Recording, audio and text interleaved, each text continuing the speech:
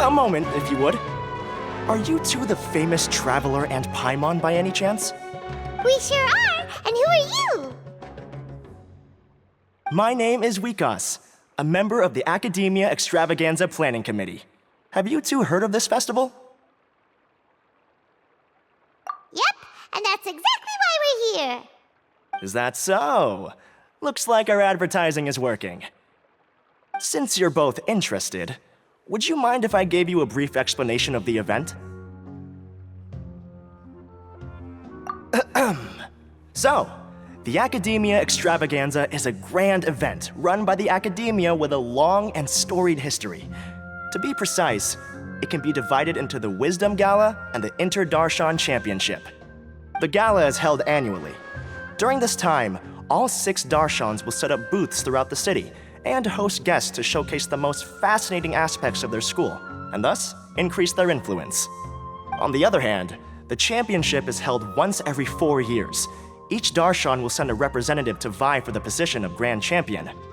This year, the gala is being held alongside the championship, so the mood in the city is, as they say, at an unprecedented fever pitch. Got it! Cool! Thanks a bunch for the detailed explanation! You're most welcome. Answering questions regarding the Akademiya Extravaganza is my job. And I actually do have something I would like to ask the two of you. Huh? Need our help with something? Well, let me begin by saying that this year's Akademiya Extravaganza is of utmost importance to us. Lesser Lord Kusanali and the sages came up with a plan for the Akademiya to recruit talented people from the desert starting next year. As such, we've invited a great number of desert dwellers to take part in this festival, so they can hopefully experience the Akademiya's atmosphere ahead of time. I've heard that the two of you are famous across both the rainforest and desert. With your participation, especially in the Inter-Darshan Championship, more people will definitely come to appreciate the festival. Exactly! Or do you mean you want us to join a Darshan? But then we would have to deal with exams and essays and stuff like that. No need to worry. The championship participants have already been selected.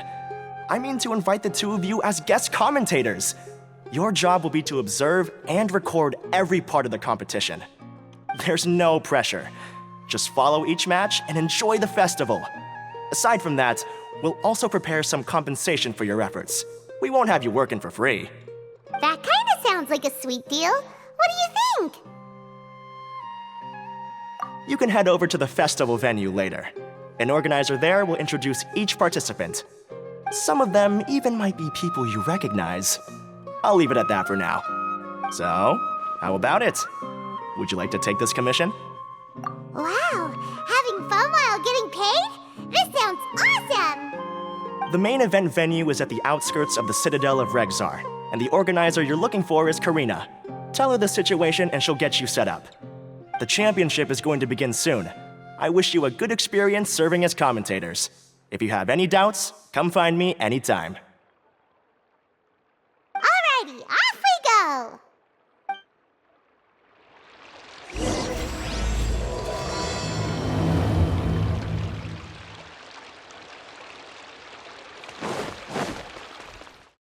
Welcome, one and all, to the Akademiya Extravaganza! Now then, allow me to reveal the prizes for this iteration of the Inter-Darshan Championship. Fabulous monetary rewards, research funds, a limited edition Genius Invocation TCG card, and the right to wear the Diadem of Knowledge. I believe that I need not elaborate as to how this is a symbol of great honor. She should be Karina, right? Looks like she's in the middle of something.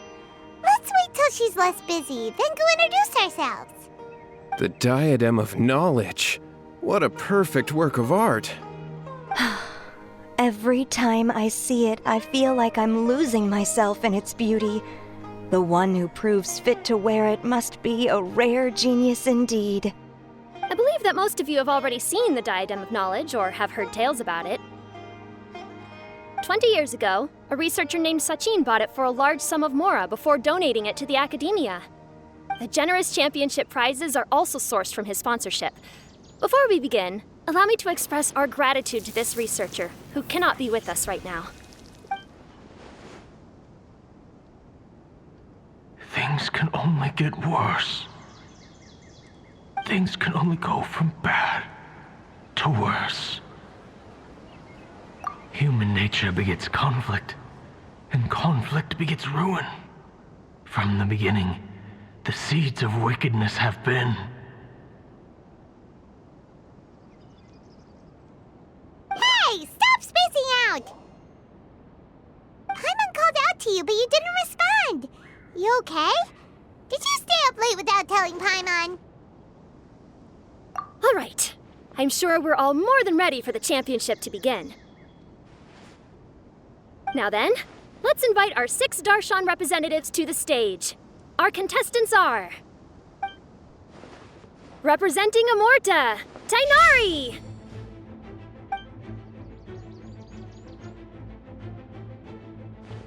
Representing Spontamod, Sino!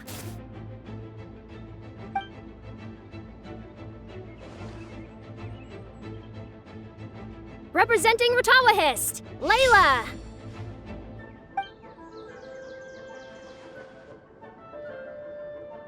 Representing Haravatat, Farazan!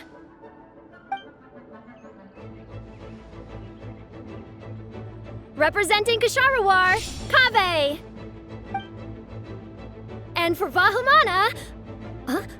Is Vahumana's representative not here yet?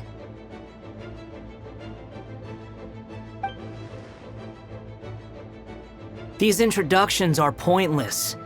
Let's just get this over with.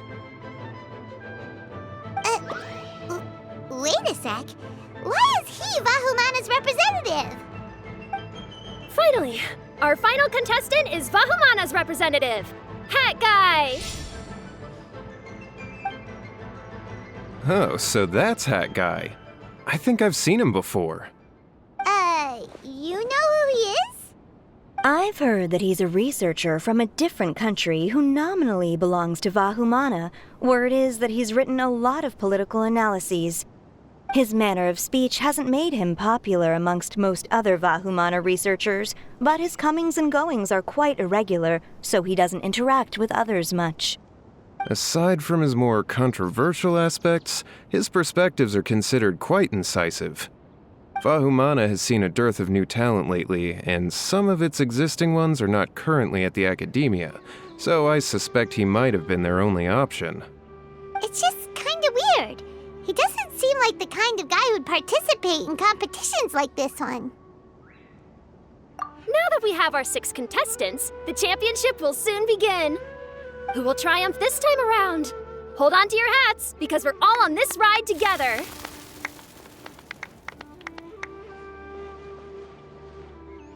Huh. We really do know a lot of the contestants. Oh, right! We're guest commentators, aren't we? So figuring out everyone's reasons for participating is in our job description. Let's go ask them when we go say hi. Especially him. Paimon still thinks it's weird that he's here.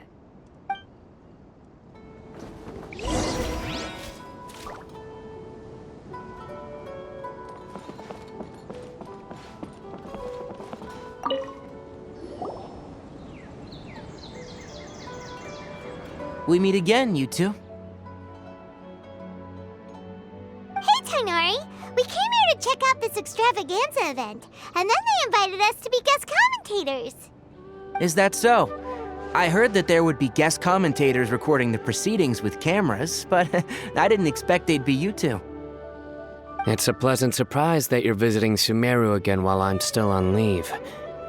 When everything comes together perfectly like this, I call it the biryani factor, because it's always rice to meet stew again. Ugh.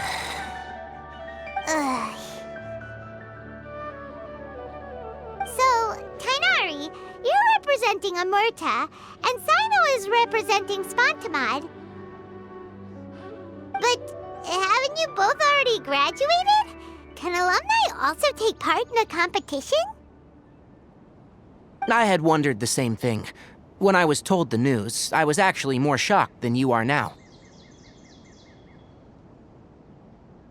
I later found out that anyone who has been a part of a particular darshan has the right to participate.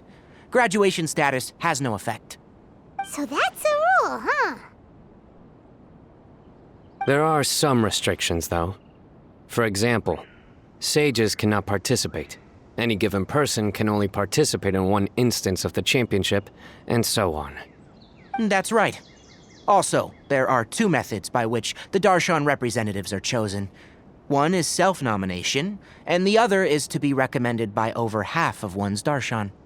You must have been a case of the latter, Tainari. I heard that quite a few of your juniors petitioned for your candidacy. Sometimes I wish I could clap a few of them over the head and tell them to spend that time on studying instead. Well, you can, but after some consideration, I realized this could be a good opportunity for me. Next month, we're having a public lecture on ecology at Gandharvaville. If I participate in this event, I might be able to utilize its popularity to promote the lecture. I'm not that concerned about becoming the champion, unlike someone here. Yes, I'm using the last of my leave for this. When I heard that a limited edition Genius Invocation TCG card was one of the prizes, I signed myself up. This year's card is a rare one indeed. It would be a shame if I missed out on it. Wait, is it some kind of super powerful card? No, it's a very common one. But it has a holographic layer. So what's the point? It's very cool. Paimon meant apart from being very cool. That is reason enough. I shall do my all to emerge victorious and add it to my deck. As someone who doesn't play cards much, I can't quite relate. But it isn't surprising that everyone has their own reasons for taking part in the tournament. Fair enough. Alright, let's go find someone else to question.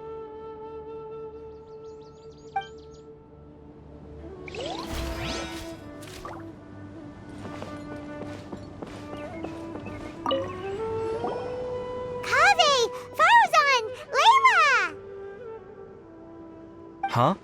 Oh, it's you. Why are you here? Especially invited guest commentators. Our job is to record what happens during the competition. Is that so? In that case, I'll have to trouble you to catch the moment of my triumph on camera. Remember to shoot from behind at a lower angle. You know, to capture a seniors class. Don't get ahead of yourself now. Victory will obviously be mine. You're far too young to even consider challenging me. Kasharawar or Ratawahist, you're all children as far as I'm concerned. Actually, I was going to ask, how do you know me, Madame Faruzan? Huh? You don't remember? I sometimes see you in the library at night. You even waved at me. What? I don't remember doing that at all. Huh. How strange. However, this is not the time for curiosity. I am Faruzan, a household name in Haravatat. You are Layla from Ratawahist, I presume? Yes. Good. Then we are officially introduced. See? Simple as that. I like respectful ones, by the way. Would you like to join my research group? Madame Faruzan, I'm quite sure this counts as poaching. Let's dial things down. I know, but it's been tough getting people these days, and research funding has been hard to secure. But once I win this tournament, it'll be a different story. So you're just here to increase the amount of funding you're getting? Well, not just that. What, are you curious about my reasons for participating in this event? Well, I suppose that's to be expected. You are our guest commentators, after all. There's been an influx of newly enrolled students, and they'll be paying close attention to this competition. If I do win, I'm certain that there will be no lack of students knocking upon my door. Moreover, research resources will be made available to the victor, so that will nix my funding issues. Therefore, my 2 juniors, I do apologize, but I fully intend to emerge triumphant. I'll do my best as well. At least I don't plan to lose too badly. So, why are you here, Layla? I don't know why, but a lot of people recommended me. I didn't sign up myself. I just woke up to find my name on the announcement board. That sounds like what happened to Dainari. Him too? Oh, I'm really nervous. I've been so worried about disappointing everyone that I've been losing sleep. Stress not, young one. We must all experience failure to grow and mature. But Madame Farzan, I don't want to fail. Seriously? Everyone has such nice reasons for joining. Must I say? Yes, you do! We gotta record it! Well, you know, right? I want to buy some property. Oh, that's right! You want to move out of Alhatham's. What? Alhaitham? What about him? This has nothing to do with him. Oh, right. Sorry, Paimon has no idea what she was talking about. So, you want to use the grand prize to buy a place, right? Correct. Also, my father took part in the Interdarshan Championship when I was young, but he didn't win. Once I do, the right to wear that diadem will be mine. In a way, I'll be helping my father fulfill a dream of his. That's not a bad reason at all. You have ambition, youngster. Although your chances with me here aren't great, I believe your father would be most proud if the diadem of knowledge were bestowed upon you. Not that he'll have the chance to celebrate. My father passed away many years ago. They say he ran into quicksand while traveling in the desert. For you to have experienced such a thing, that must have been tough for you. It's all in the past now, and life goes on, doesn't it? Let's change topics. I don't want to bring the mood down.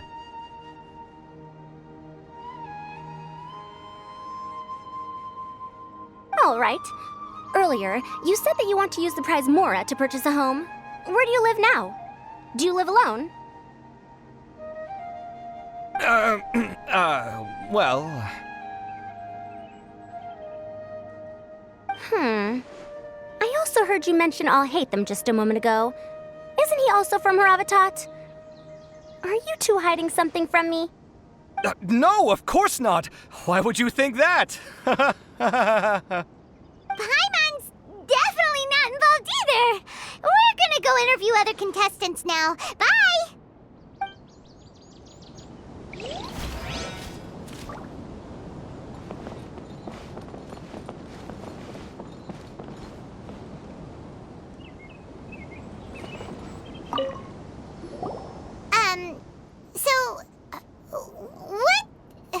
What are you...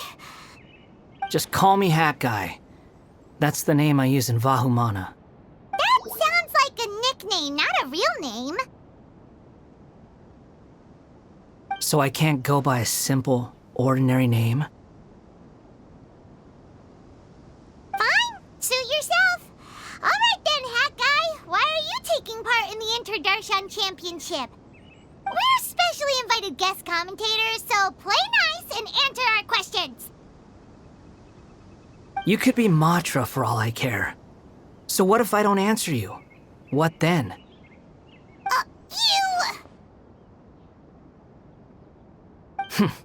I'll tell you this much. I have an agreement with someone not to reveal my motives. You're not plotting keeping something in secret, are you? Well, it's hard to say. Why don't you take a guess? Ugh, Paimon's had it with you. Fine, be that way. Then we won't ask you why you're participating. Instead, why did you join Vahumana? You two sure like to poke your noses where they don't belong. If I don't say anything, are you going to annoy me to death?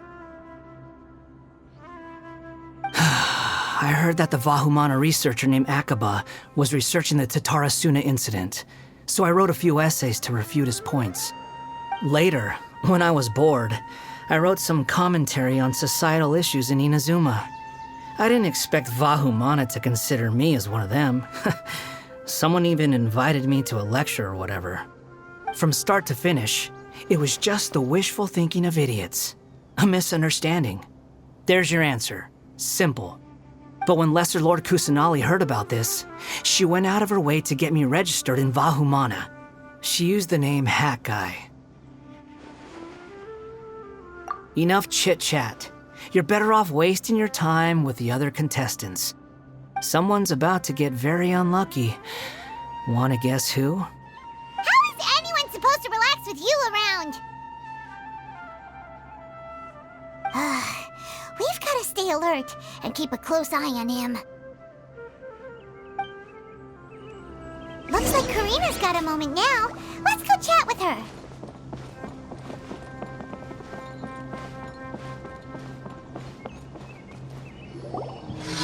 Ah, you must be the guest commentators Vikas invited. I've heard about you. I saw you two having quite the lively conversation, so I thought it would be best to wait. Are you two free right now? We were actually looking for you, too. Excellent. Then please allow me to explain your job responsibilities in detail. First, please take these two things. The first item is a custom camera from the Akademiya. Please use it to record the competition as it unfolds. The second is an event-specific locator that will flag all participants' locations. It will also sound when one of them completes an objective. Wow! What a convenient little thing! Aside from you two, there are two other commentators. However, they will remain by the commentators area and will not be following the contestants in real time. Speaking of which, you probably know them. Alhaitham and Nilu.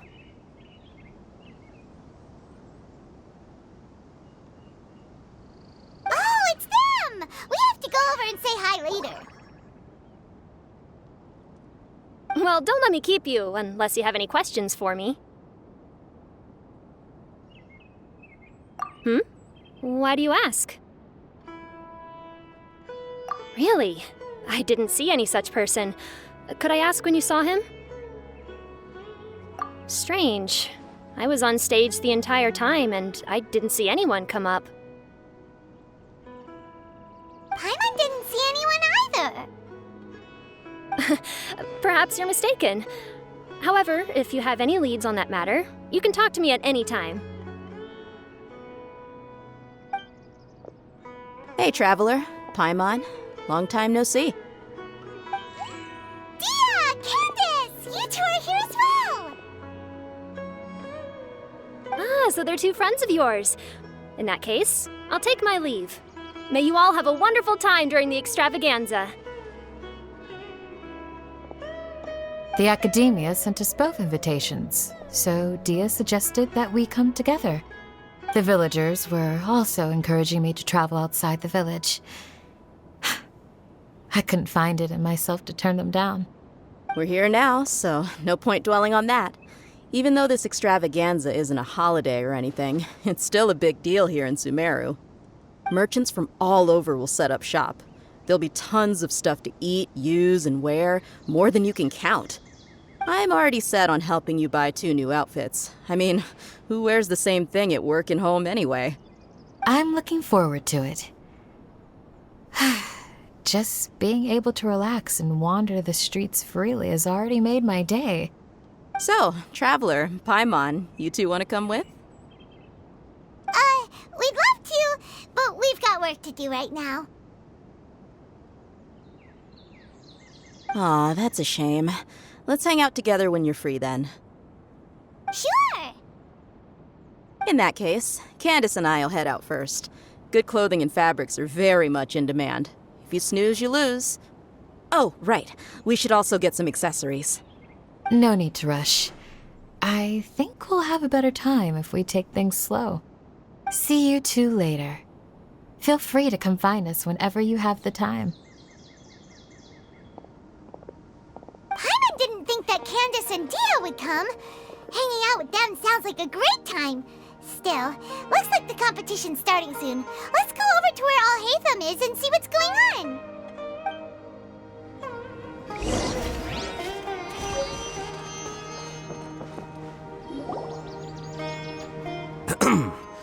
I will now announce the rules for the first round of the competition. Please listen carefully. During the opening ceremony, Akademiya staff released several cages of butterflies, and many of them are now fluttering within Sumeru City. Amongst these butterflies, 3 of them will be special swift flies. They have a different appearance and also fly a little faster. Your objective this round is to find a swift fly and bring it to me. 3 points will be awarded to the first participant to return, 2 to the second, and 1 point to the third. That is all for the first round. Should you require clarification on anything, please ask any of the other staff. Alhaitham's all business all the time, huh? That said, how did he get picked to be a commentator? Paimon's kinda curious. Finding 3 specific butterflies in a place as large as Sumeru City sounds rather improbable. If these swift flies behave anything like regular butterflies... I'm off. It will take some time to search every corner of Sumeru City. Huh? You're going just like that? A champion walks the road to victory. My dear Kasharawar Jr., I have a plan. How about some cooperation between you and me? Cooperation? Looks like everyone's got their own plans for this, Tuffy. We're supposed to go on stage next, right? Let's wait and see everyone's reactions first. Huh? Wait a minute. Look, he seems to be observing the other contestants just like we are. We were right not to let our guard down. Do you remember those things we made previously? Huh? You mean... It's time for them to shine. It looks like Faruzan and Kaveh have some secret plan. Oh, hello there. Madame Faruzan and I are discussing how... Shh! Hush now! The walls have ears around here. We should keep it a secret for now, but you'll find out what we have in store soon enough. Come now, let's go. Before the others act. All right, there's no time to lose. We're off to make our preparations. See you later.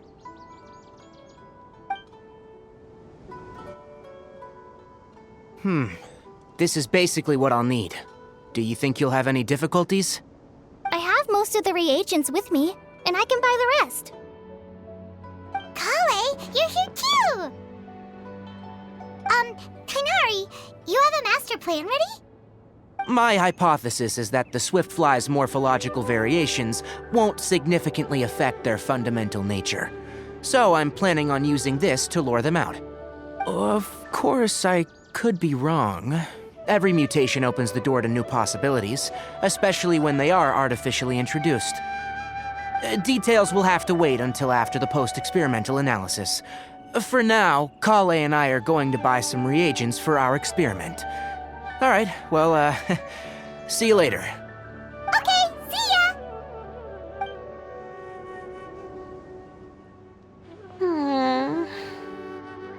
Hey, Layla! You look a little worried. Yeah, I have no idea what I should do. What color are these swift flies? Do they have special markings? How do they differ from ordinary butterflies? Oh, I can't even figure out these basic questions, and most of what I've learned in the past is completely useless here. Aren't people who research the stars supposed to have some extraordinary abilities? Why not use astrology to solve it? Oh, you're another contestant. That hat guy, was it? Is it that you can't use astrology during the day? Guess that skill's less useful than I thought. No, it's not like that. If it's daytime, all I need is an astrolabe. So, why don't you do that then? Mona Magistus, the astrologist, said that those who constantly use astrology to obtain things that shouldn't be theirs will eventually lose the blessing from the stars. It's just something I read in an academic publication. I really love to read Mona's essays. You're overthinking it. Power is just a tool. It just seems to me that you don't have the resolve to win this. Well, suit yourself. Wallow in your immature ideals if you like. Hey! Seriously? Just walking off after saying a bunch of mean stuff like that? Did I say something wrong just now? Thank you so much. I've made up my mind not to use astrology for this. I think I'll just try my luck in the city. To be honest, I've always been pretty good at observation, and if I'm fortunate, I might be able to find that special butterfly species. Lord Sino seems to have found a swiftfly. Come on, let's go check it out. Really? Where? The butterfly flew up high, and he's chasing it now. Oh, no time to lose. Let's go see. As expected of Sino. Actually, shouldn't you two go have a look as well? The moment when he catches the butterfly will likely be one worth recording after all. I'll head into the city shortly to start my own search. I'll see you later. Alright, in that case, let's go see Sino first, and then we can check on what everyone else is up to.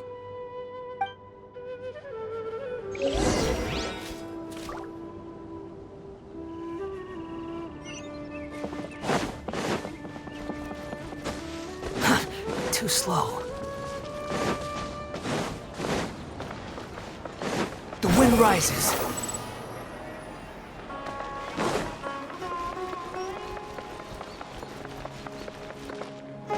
Behold! We found you, Sino! Oh, wait, is that a swiftfly? Stay put. Don't move. He caught it! Huh? Sino, what's wrong? This isn't what I'm looking for. It's a... Finally, I made it. I heard that you caught a swiftfly, Sino. Mind letting me see what it looks like? Hold on. Isn't this the mechanical bait that I released earlier? Why would you catch that instead of a swiftfly? Wait a minute.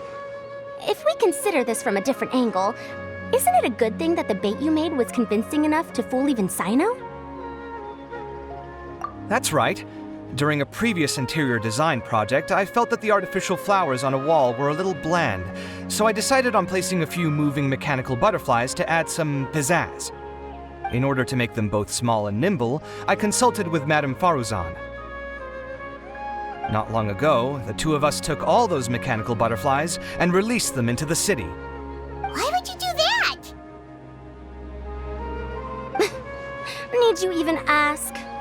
Young people these days really do need to get out more. Have you never played that game where you place strips of paper on a bamboo pole and wave it across a field of flowers to attract a whole kaleidoscope of butterflies? No, I haven't. Wait, so you're trying to... That's right. The butterflies within the city will mistake our mechanical bait for one of their own and follow them around. As long as we keep releasing and retrieving our bait, we can capture all the butterflies within the city. What comes afterward is just a matter of separating the swift flies from the others. Huh. Guess that's one way to do it. Do not underestimate the wisdom of your elders.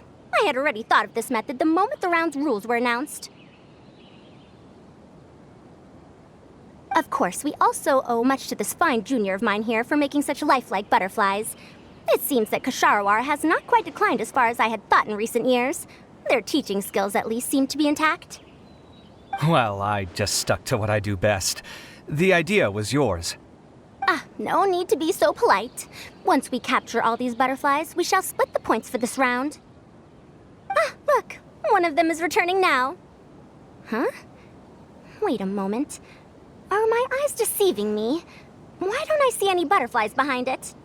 That's because there are none. Seems like your plan has hit a snag. Looks like the match continues. I'll be looking elsewhere. Huh. Strange. Has something else diverted their attention? Come, let's search in the direction the bait returned from. We'll go have a look too.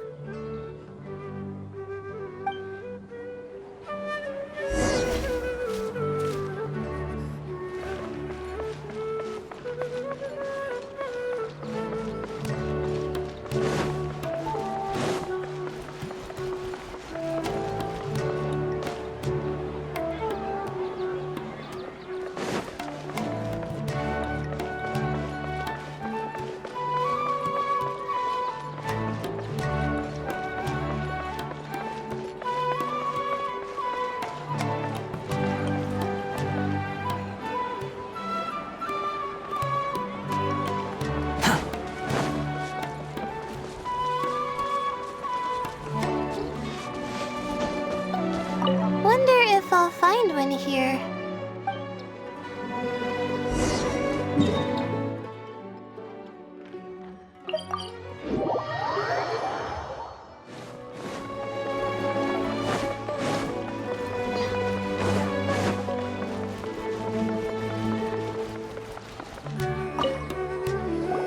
What brings you two here? Huh? You're here having coffee? Aren't you supposed to be a contestant? Is there really any need for me to take part while everyone's running around like it's some sort of carnival? Don't worry. I'll get involved once things actually get serious.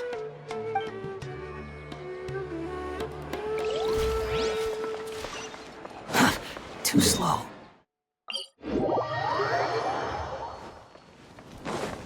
Quit following me. How could it not be real?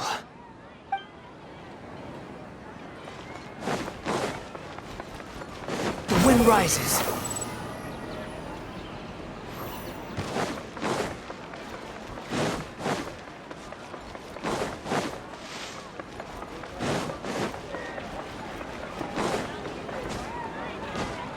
Behold!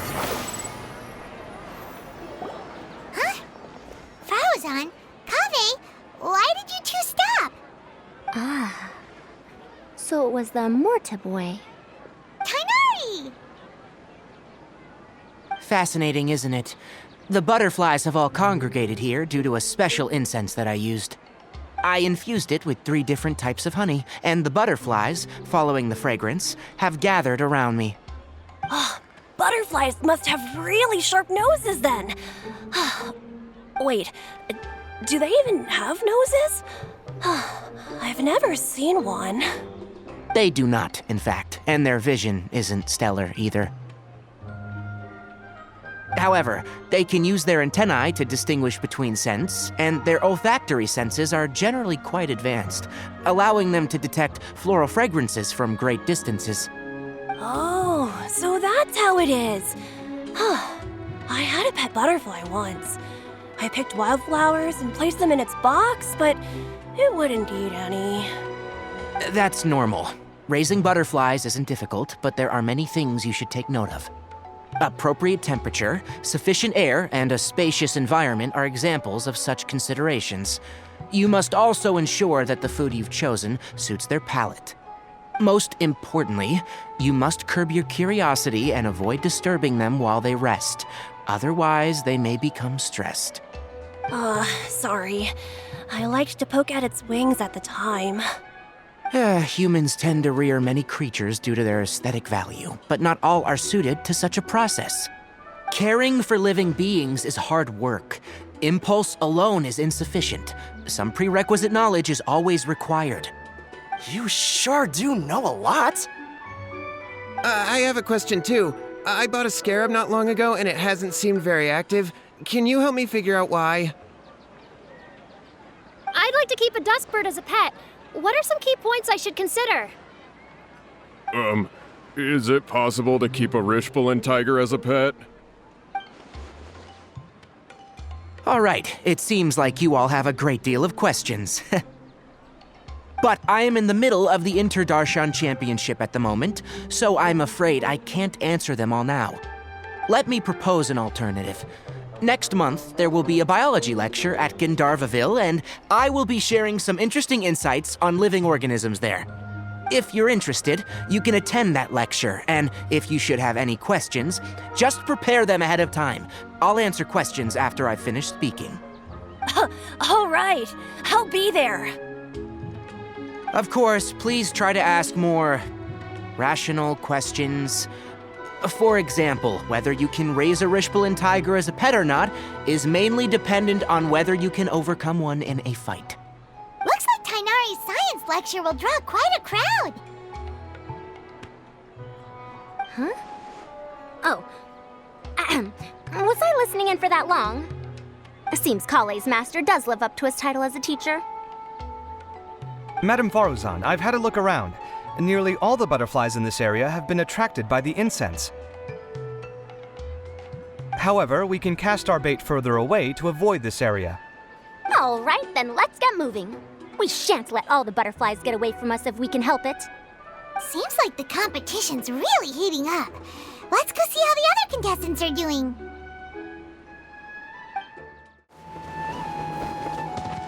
This is taking longer than I thought.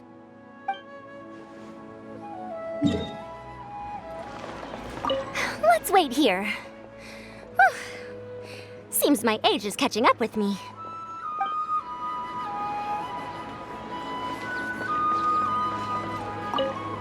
Please lead the Swiftflies back here. I'm really counting on you.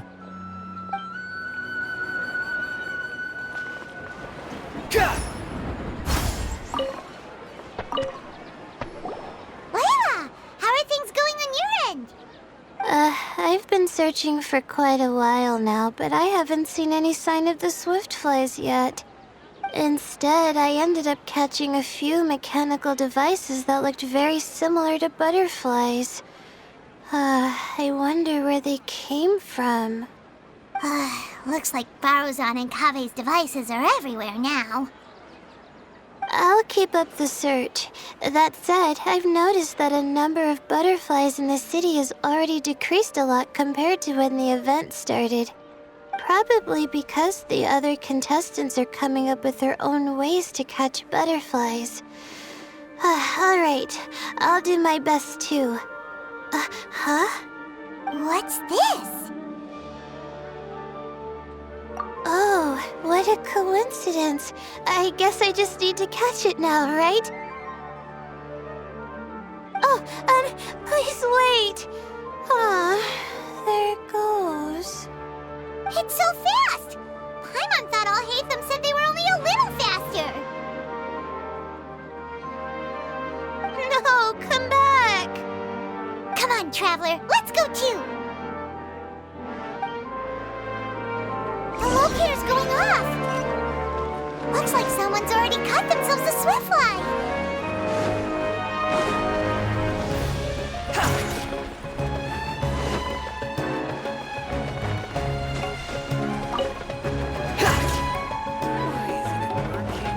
The locator's going off again! So, someone else finished too? That would mean saying that the one Layla's chasing is the last Swiftfly.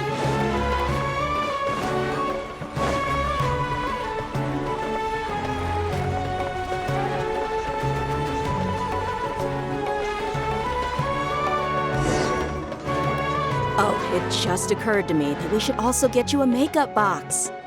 No, it's fine. I don't think I'll end up using it. Maybe you won't, but it doesn't hurt to have one, right? Come on, just trust me on this one. Huh? Who are you, and what do you want? Please, don't move. Don't move? Who sent you? Dia. Don't worry, I can handle this. Now, tell me, what do you want?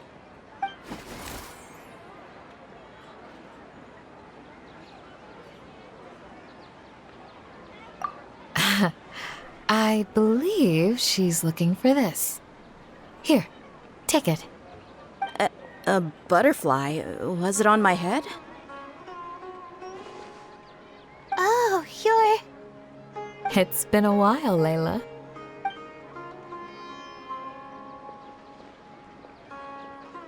A friend of yours? Oh, so she must be the one you were telling me about. Huh? You two know each other? Oh yeah, it has been some time. The first time I ever woke up after sleepwalking, I somehow found myself in our village. Candace was the one who took care of me then. That's right. She didn't look well, so I gave her something to eat. She said a lot of complicated things about astrology, the night sky, the stars. Not sure I understood it all, but it sounded pretty enchanting. Right. Do you still want this butterfly? It seems like you were chasing it all the way here. It's of little use to me, but if you don't want it, I can release it. Just let her have it. It's no big deal. The Swiftfly was flying so fast, but you were able to catch it like it was nothing, Candace. Oh, it didn't seem that quick, really. I was actually worried that I would injure it, but I'm glad that didn't happen. Anyway, sorry about the butterfly thing. With the way you suddenly came running over like that, I thought you were hired to take us out or something. Huh. On second thought, I guess I've never seen an assassin that looks tired with dark bags around their eyes. Oh, you must be taking part in the championship. Take it from me. Don't let it stop you from getting some rest. I'll do what I can. Thank you. We'll be on our way then. See you later. Alrighty, let's bring the Swiftfly back together with Layla.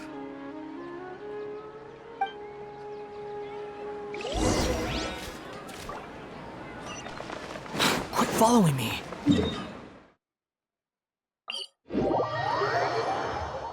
The wind rises.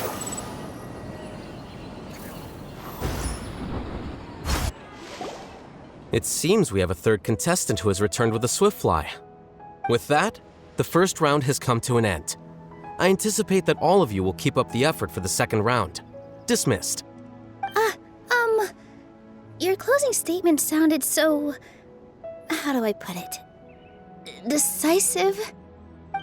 Well, you could certainly stand to try being more decisive, Nilu. It would help you live more freely. Hang on a second. Who were the first two contestants with Swiftflies? Tainari was first, and as for the second, it's being discussed right now. Hey, Alhaitham, I think I've come up with a good idea. Second place gets 2 points, right? Can't Madame Faruzan and I split the points between us? Quite the imagination you have there. I've read the championship handbook from cover to cover, and I never saw any rule which permits that. Then we can just add a rule. Do you really think I'd do that? Oh, come on, you're not going to stand in the way of my victory, are you? Well, you're free to send the organizing committee an application outlining your naive proposal. They'll get back to you within 3 working days. 3 working days? It'll be too late by then. Unfortunately for you, Even dreaming is gonna cost you. Ah, Paimon gets it now. Kaveh and Faruzan found the second Swiftfly together, but the rules say that only one person can get the points. Oh well, the rules are the rules. Since you call me madam and politely ask for my help, I shall give you these points. So I'll put the points under Kaveh's name then? No. If I take these points, won't that only detract from your contributions, Madame Faruzan? You might be alright with that, but I cannot do it. Not in good conscience. I don't have any problem with it. There are 2 more rounds after all. Losing one isn't a major setback. But if you insist, I have another method. We can draw lots to see who will receive the points. Lots, huh? What? Is there something wrong with that idea? No. Well, let's do it. All right. I'll get the paper needed for the lots. Give me a moment. Oh, seriously? I'm sorry, but it appears that luck was on my side this time. No, you do deserve it. I'm just lamenting my bad luck. Perhaps that's why my life is rife with troubles. Indeed. It's rare to see anyone with such terrible luck be so willing to decide victory via lots. And what would you know about that? We can save bickering for later. Record the points under Faruzan, and that'll finally bring the first round to a close. The second round will be held in the desert. We'll be moving our commentator stand over to Aru Village. Let's meet up in Aru Village once everything is ready. I'll announce the details of the second round then. Till then, you have some free time. I'm off the clock at this point, so it's farewell for now. Wait, I'll hate them! You... Don't be upset, Kaveh. Sighing can carry away your good luck, you know. Oh, so that's how it works. In that case, I'll take in some deep breaths. Maybe that'll help me make up for all the luck I've lost. It's really no big deal. 2 points aren't enough to decide victory or defeat just yet. I'll win the next round, you'll see. Looks like you've managed to pick yourself back up, young man. Good. I must warn you, though, that I'm quite familiar with the desert. You'll have to try your best if you don't want to lose. I'm no stranger to the desert either. I'll be fine. All right then, that's enough chit-chat for now. I'm going to check the area out.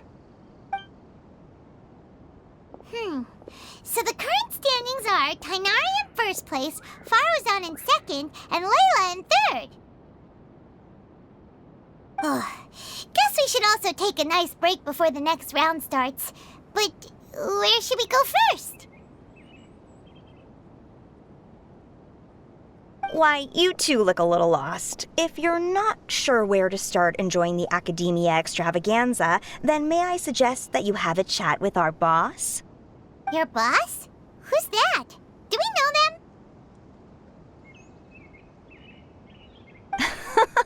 Well, only the most famous merchant in all of Sumeru, Lord Sangamo Bay. Oh, you mean Dory! Precisely. Our boss sent me to inform you two that she'll be waiting for you at Sumeru City's North Gate.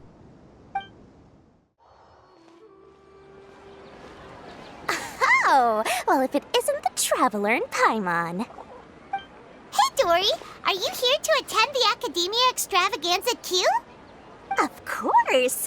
People are practically flocking to Sumeru City. You couldn't ask for a better opportunity to do business.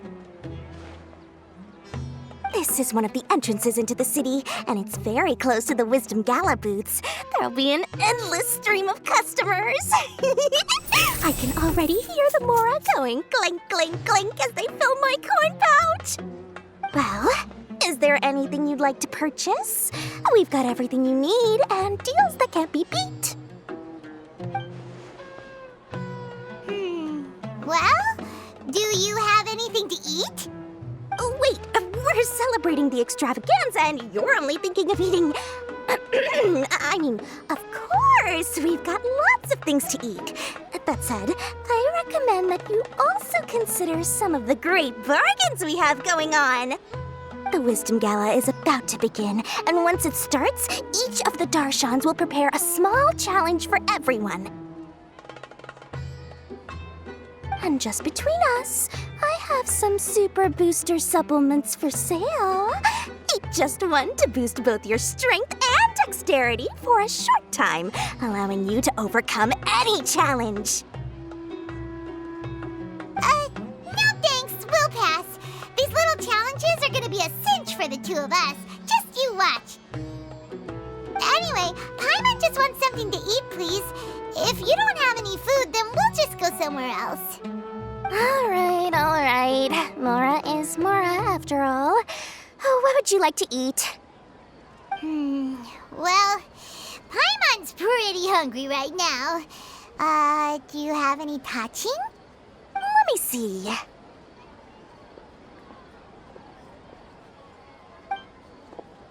This is a huge job, isn't it? If this works out, we'll be set. Here you go. 2 servings of touching. See? I told you there's nothing Lord Sangamabe can't procure. Yay! Huh? What are you looking at, traveler? Oh? Who? Someone we know? Was it someone suspicious? Have we attracted some unwanted attention? Huh? What's happening, Dory? Is there something else going on? I don't know who you saw just now, but I do have some hard-to-come-by information about the extravaganza. If you want to know more, we can talk business later.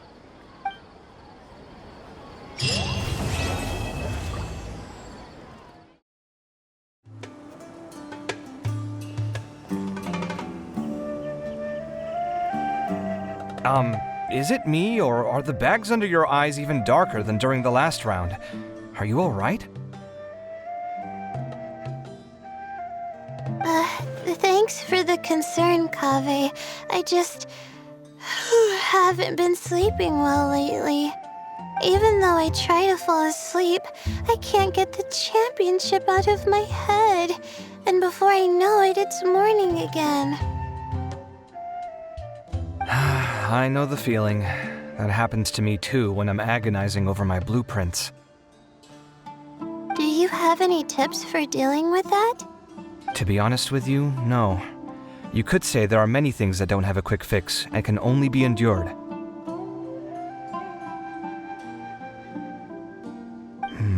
I suppose you can think of it as something akin to an illness. Sometimes there's no effective cure, so you just have to let things run their course. I don't know what's stressing you out, but I can feel all the anxiety and pressure coming from you.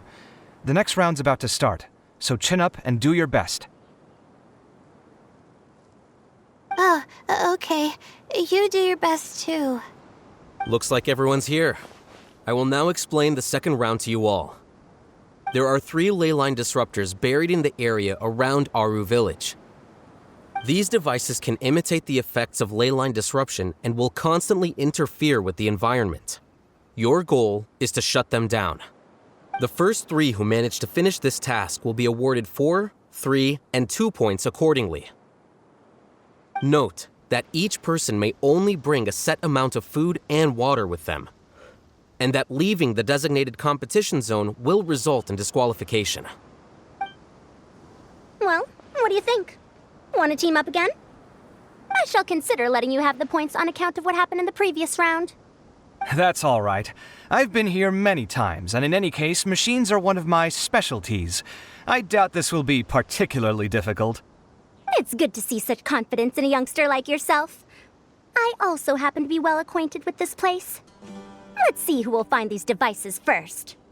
But aside from us, you should remember that there's a favorite for champion. We must be careful of him. A favorite to win? Who is it? Shh! Not so loud. I mean that boy, Tainari. He took first place in the previous round, and if he does so again this time, we may as well declare this competition over. That boy knows a great deal, Perhaps he might yet follow the trail of some desert creature to the devices. That's true. It does look like his odds of winning are pretty high. He already has Kale, who is an excellent pupil. If he were to win this round as well, then wouldn't we just be letting him have all the fun? As his senior, it's my solemn duty to prevent such an inequitable arrangement from happening. I'm off. I'll get going as well. See you later. How are you feeling? I think I'm okay, but I'll take things slowly for now.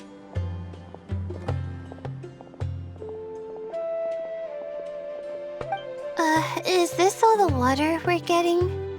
Sorry, that's what the rules say. While this round seems to be about how quickly you can shut down the devices, it's also testing your ability to survive in tough conditions. I knew it'd be harder than I had expected. So we'll either need to find the devices as quickly as possible, or we'll have to save our energy and wait for an opportunity. Okay, I'll head out shortly. Thanks a lot, Nilu. You're welcome. Please take care of yourself. Well, there goes everybody. So, who should we visit this time? Let Paimon think. Oh, right! Didn't Farozan say that Tainari's the favorite to win? Let's go look for him first.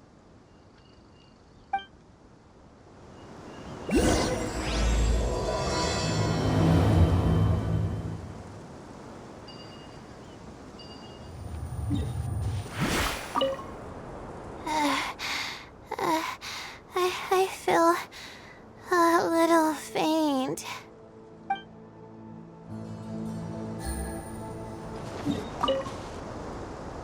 A desert fox?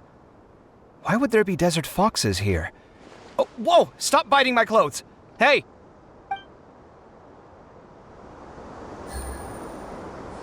Take it easy. Let me see.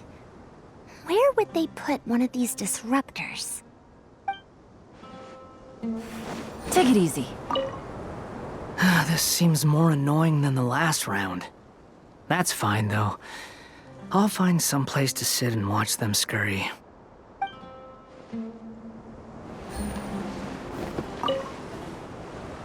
The sun is especially intense today. I hope Tainari will be alright. Probably not. I should go check on him.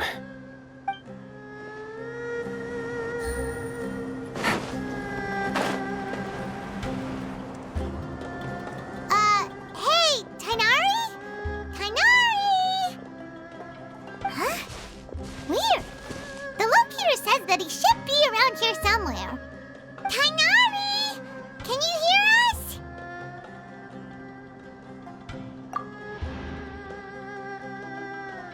You're right! Huh? Oh no, it looks like he's fainted! We have to help him! Tainari, are you okay? It's so hot. Oh, so you passed out because of the heat? Are you not used to getting around in the desert? That's right. I usually bring lots of water when I go to the desert, precisely to avoid this situation. I went through all my water very quickly, and with the effects of the disturbed ley lines, I started feeling dizzy. My ancestors, the Valukashuna, were originally from the desert. But I guess this is what happens when a species migrates. They become intolerant of their original environment. This isn't the time for a history lesson. Let's get you some water. Humans. Such fragile beings. Your bodies can't even survive extreme changes in the environment. Here, take this. Let him drink it.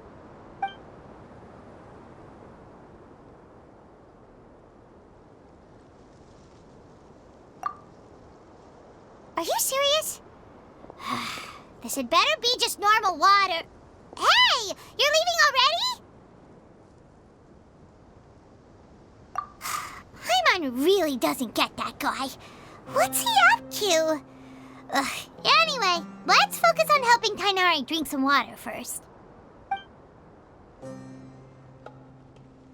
I'm feeling a little better now. Thanks, you two. Oh, it wasn't just the two of us. Just now. Found you at last. Sino, you're here too! I was concerned, so I came back to check on you. Will you be able to go on? The fur on my tail is so dry, it's practically been singed right off.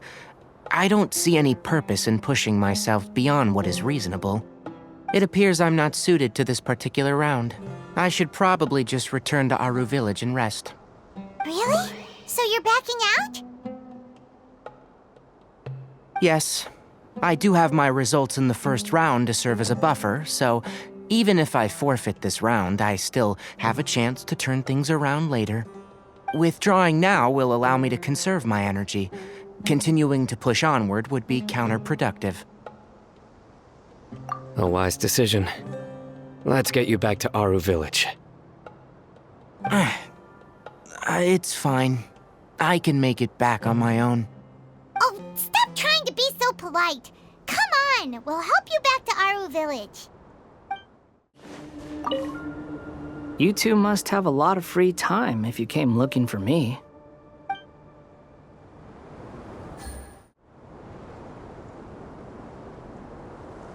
How are you feeling now, Tainari? Do you want to rest some more? There's some shade here, so we can stop for a while. All right, let's do that.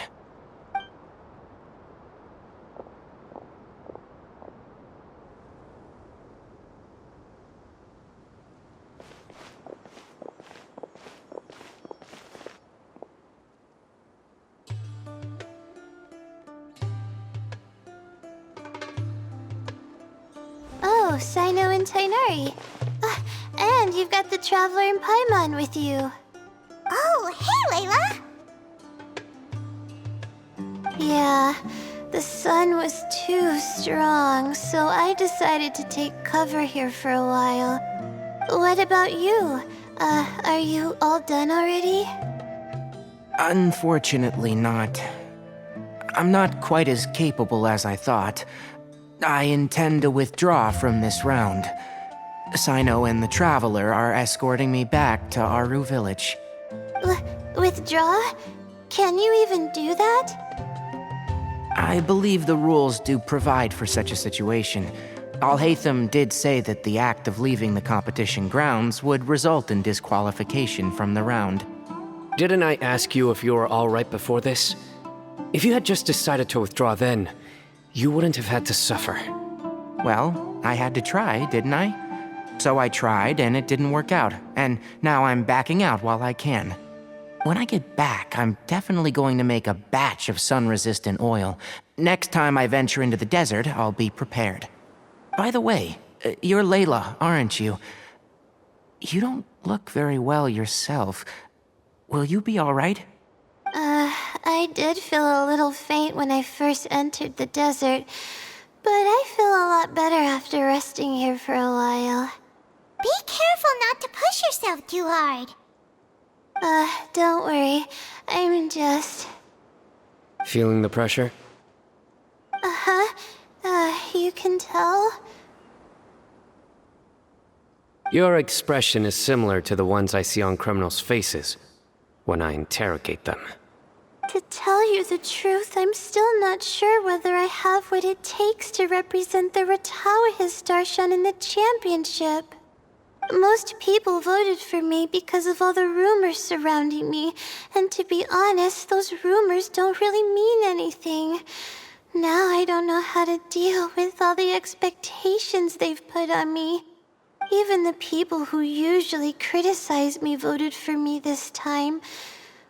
So I feel like I have to live up to their expectations somehow. So their expectations are putting pressure on you. Yes. Actually, I heard that you were voted in as well, Tainari. How do you deal with it? To be completely honest, I don't really feel any pressure. Firstly, those who expect things from you do not necessarily do so for benign reasons. On the other hand, those who do consider your feelings certainly wouldn't want you to push yourself. Next, we are researchers. Our primary duty is to interact with knowledge, not to meet others' expectations. As for me, I took part in this competition to advertise for an academic lecture at Gandharvaville next month. I'll obviously try my best during the competition, but I won't let any additional pressure get to me. I think you can also try to find a clearly defined goal. That may help you. Huh. I understand. Thanks for your advice. I'm absolutely parched after talking so much. I've still got some water with me. No, I'll be all right. We aren't far from Aru Village, so I can go the rest of the way myself.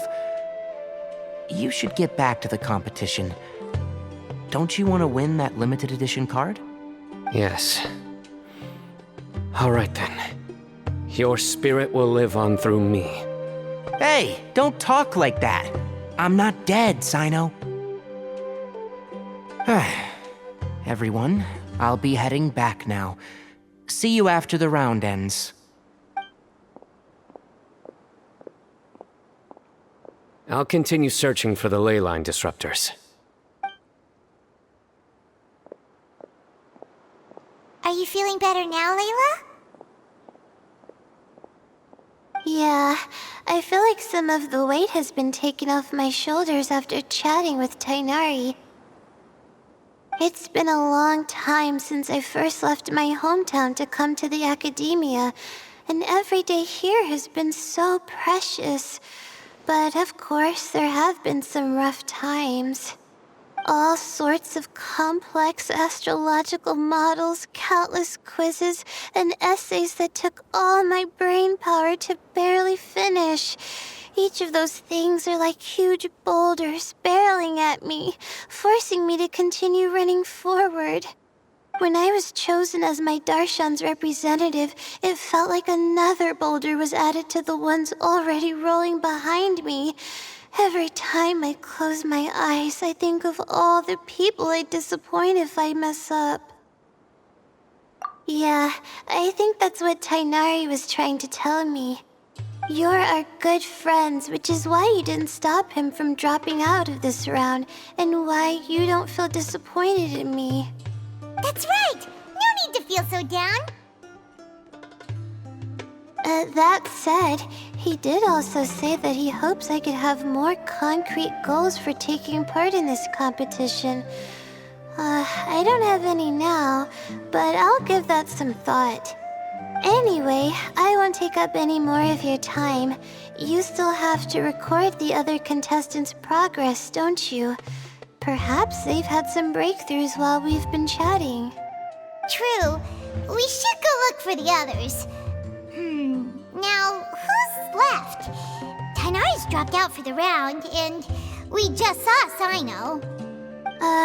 You could go see how Madame Farozan's doing. I've heard that she's quite knowledgeable about the desert, so she's probably made some progress by now. Okay, let's go look for Farozan!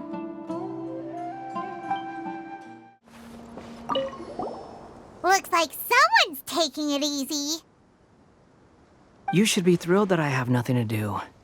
Otherwise, that means someone's in for a very, very bad day.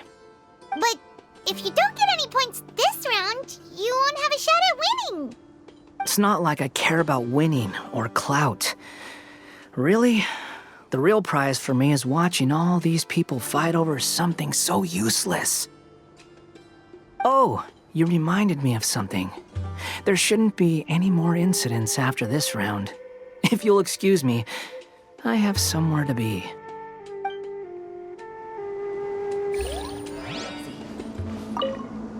I will never give up. How did the rest go? Oh, right. I will never give up. My will is my greatest weapon.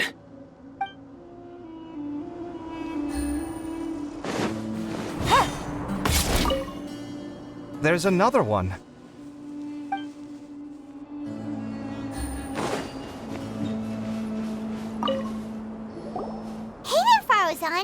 Have you made any progress? Ah, you're just in time. I'm about to start digging right here. Oh, you found the leyline disruptor already? Such a simple problem could never confound me.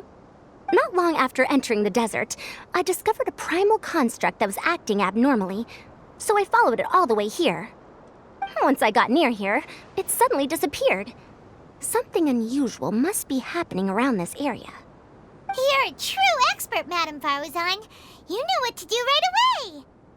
Well, I do happen to have more experience than most. But that aside, has anyone completed this challenge yet? Nope, not yet. Well then, I suppose I'll be the first.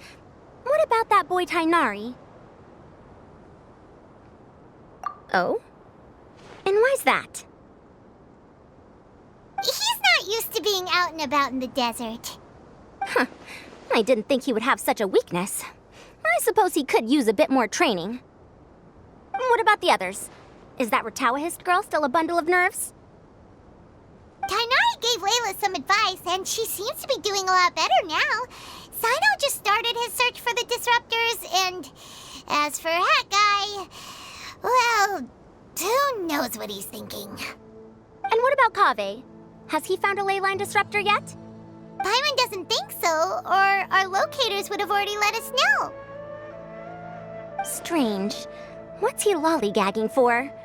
With his skills, you should have heard something from him by now.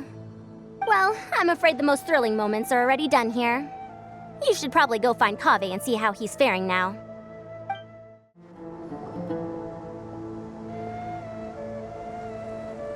Come on, stop following me! I already gave you all the food I had on me.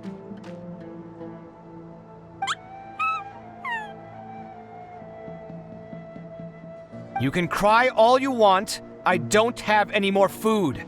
All I have left is a half bottle of water, and I can't possibly give you that. Without water, traveling in the desert will be incredibly difficult, and I still need to find what I'm looking for. Merak, can you help me out here? Keep them away.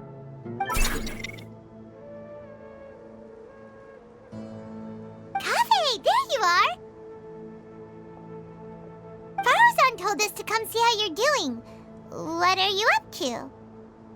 Just thinking about it makes me upset. Not long after I entered the desert, I was accosted by these fellows. I don't know why, but they didn't leave the competition grounds, and now the leyline disruptions have left them confused and circling around the area. The moment they saw me, they wouldn't leave me alone. They even cheated me out of my limited food supply.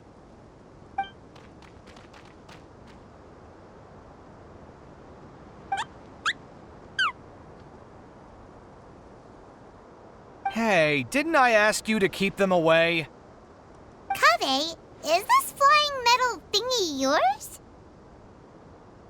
That's right. This is my toolbox, Merak. Your toolbox? Huh. It seems pretty fancy. Hey there! Can you understand us?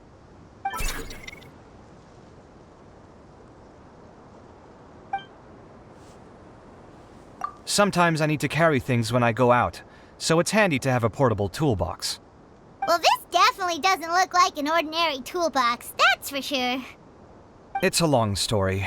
When I was working in the desert, I ran into a merchant group who had a machine core they excavated from some tomb. It was clearly from King Deshret's civilization. His technology still isn't fully understood, and Kasharawar has many different opinions on this topic. Our current theories cannot explain such mysteries. Upon seeing such a rare, complete specimen before me, I forked over all the mora on my person to purchase it. Some time back, I wanted to make an automated case that could store my offloaded items. With that core, I created Merak.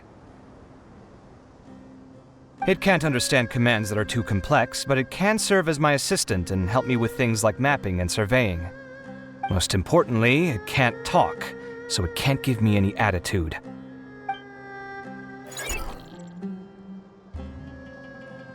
Oh, yes. Thanks for helping hide the fact that I live at Alhatham's place earlier. Sorry. I hope this season of my life ends soon, so I can get things back on track. things just started going downhill at some point. Maybe it all started when my mom remarried and left for Fontaine. Or maybe it all started when I spoke to Alhaitham in the library. Or maybe it's because constructing the Palace of Alcazarzaray burned through my funds. I'm still paying off the debt from that one. Oh, when's this going to end?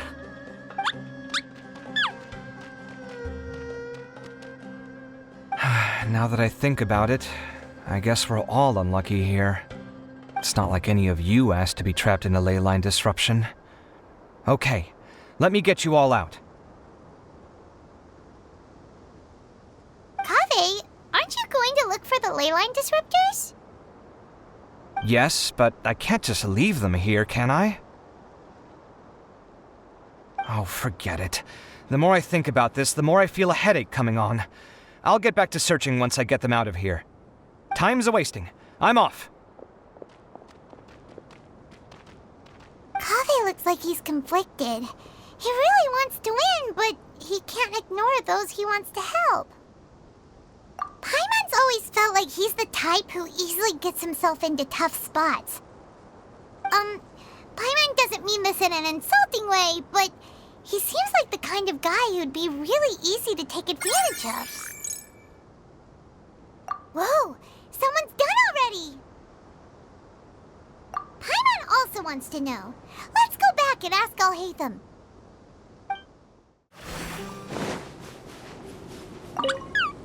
Shh, quiet! I'm currently trying to find a way out of here.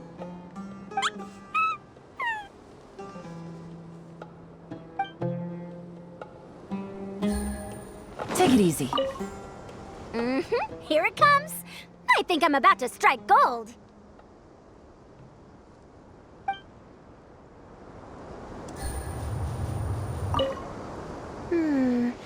There's a few things that seem a little off about this place. Let me collect my thoughts for a second. Verification complete. Congratulations on being this round's first winner, Sino. Ooh, so Sino was the quickest! I am from Spontamod, after all. We know a lot about ley lines, so finding a disruptor was never going to be particularly difficult for me. Since the Traveler and Paimon also happen to be here, do you have anything you want to say? Anything I want to say? My friend couldn't continue on, so failure was never an option. The bonds of yesterday will forge the road to tomorrow. With the ties of friendship that bind us, I won't lose to anyone. That's a line from King of Invocations, one of my favorite works, and it sums up my thoughts right now. It might be a good thing that Tainari isn't here, or else he'd give Sino a good smack right about now. Oh wow, it's already so late. Everyone's probably running low on food and water. It'll only get harder from here on out. Something similar happened in King of Invocations. What a classic. Any thoughts on that, Alhaitham? I have no thoughts regarding King of Invocations. Milu obviously wasn't asking about that. Deserts are much more dangerous at night, so this competition should be nearing its end. At the moment, only Farazan, Layla, and Kaveh remain. I wonder who the next person to find a disruptor will be. Wait, only 3 people are left? Tainari forfeited, and Sino's already done. What about Hat Guy? He also forfeited not long ago. Ugh, Paimon can't understand what he's thinking at all. But, like Alhaitham said, this round's almost over. Let's go see what the other contestants are doing.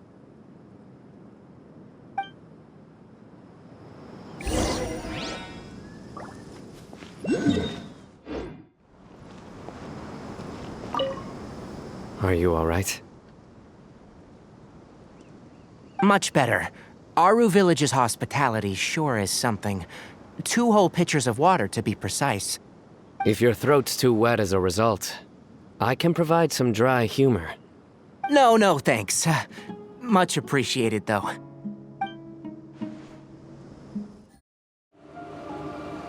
Hello again. You know, it suddenly occurred to me that you guys have had to do a lot of running around this time. Don't you find it tiring? Well, in that case, let's take a short breather here. The desert's getting colder now that night's falling, and the wind can really sting your face because of all the sand in it.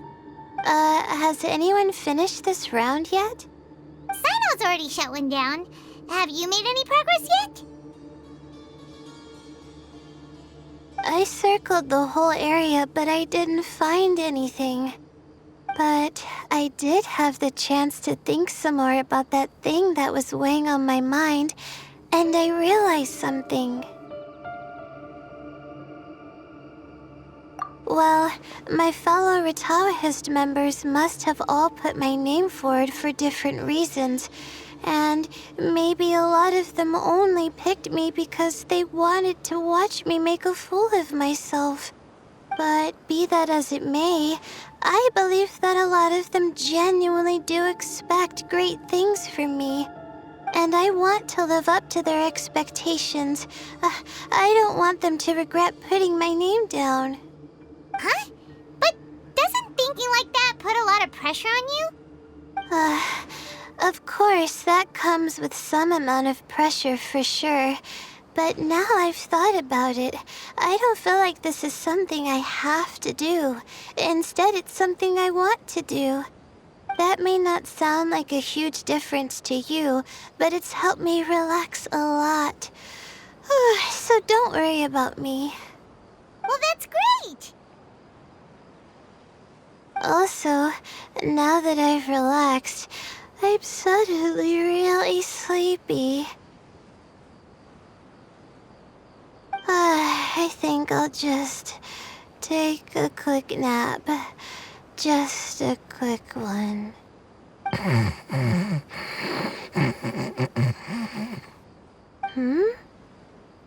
But the competition isn't over yet. Oh, Layla.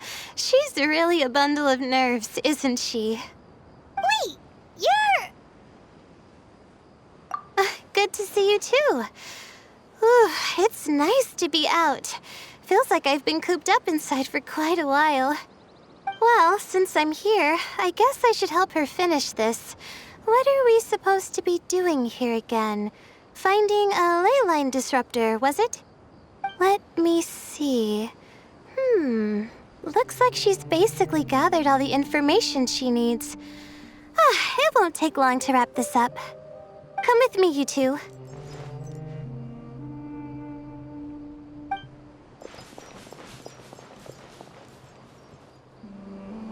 Do you ever get the feeling that the ley lines have a regular flow? Similar to the way that celestial bodies follow fixed orbits.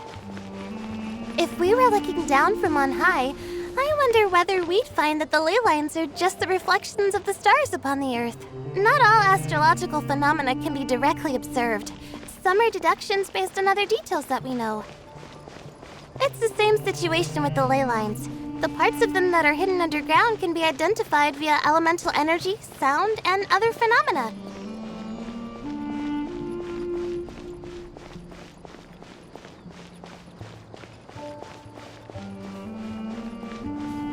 Plus, now that someone has shut one of the disruptors down, the contrast between before and after can provide me with further information still.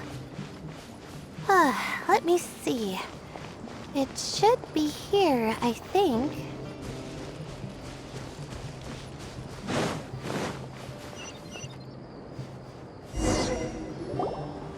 This should be it, right? I'll turn it off. That should restore the ley lines in the area to normal. Nice work! Again, I didn't do any of the real work. I'm just wrapping up. She'll probably wake up soon. No doubt she'll be a little disoriented at first, but once she's got her bearings, she'll go and report that she shut down this disruptor. Will you be staying here for a while? Or are you going to check on the other contestants? Oh, time to check our locator. Whoa, It looks like Kaveh and Faruzan are headed towards the same place. Perhaps they're about to find the last disruptor. Also, speaking of Kaveh, he's an interesting one. Huh? Why do you say that? Before the second round, he had a chat with the other me. He said that worries can be like illnesses. They don't always have a magic cure. Sometimes you just have to endure them as best you can until they run their course. But the way I see it, his situation is much worse than my other self's. She just hadn't found what she wanted to do at the moment, which is why she felt lost. Kaveh, meanwhile, knows what he wants to do. He's convinced that he has to win, and yet he still seems conflicted.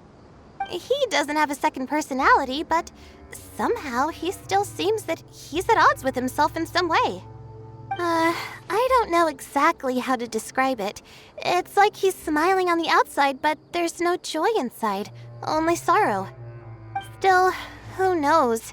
He must be more experienced than me.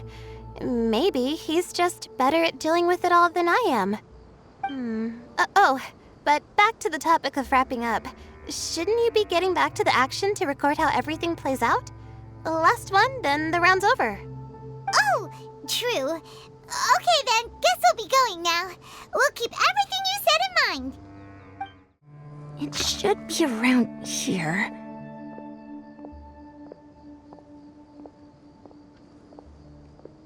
Finally found it. Kaveh? Are you? Oh, Madame Faruzan. And here I thought you would have finished this round by now. Faruzan! Kaveh! Oh, looks like Layla's already done. I didn't expect that you and I would find a disruptor at the same time. How are the other contestants doing? Tainari and Hat Guy forfeited, while Sino and Layla are already done. You two are the only ones left. Huh? That's weird. Didn't you start digging really early on? Yes, I kept digging, but instead of finding a disruptor, I found a ruin. I fell down pretty deep, and it was completely dark in there. It took me quite some time to unlock the various mechanisms and return to the surface.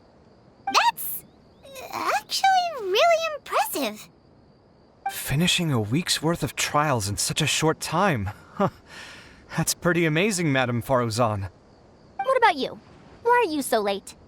I encountered a lot of lost desert foxes along the way, and I brought them to the outskirts of the competition zone. When I came back, I was absolutely parched. And then I blacked out. Probably from the heat, you know? When I woke up, it was already night. I used the last of my strength to come here. A most curious reason indeed. But are you sure you're all right?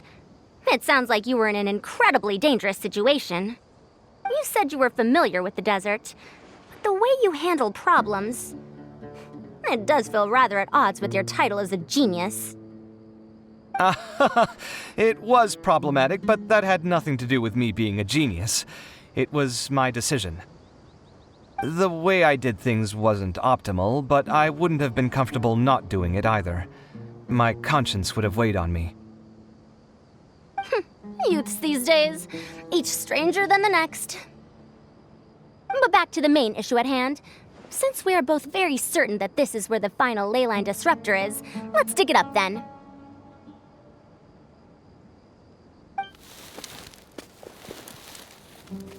Well, this is indeed it. Of that there is no doubt. But how shall we count the score this time? What is it, youngster? You seem relieved. Oh, nothing. I was just thinking that this round's finally over. There shouldn't be any more innocent creatures getting wrapped up in danger. As for the points, I guess we can draw lots again later. I can't think of anything better. All right, in that case, let's all head back to Aru Village. Paimon thinks you'll both need some water and rest.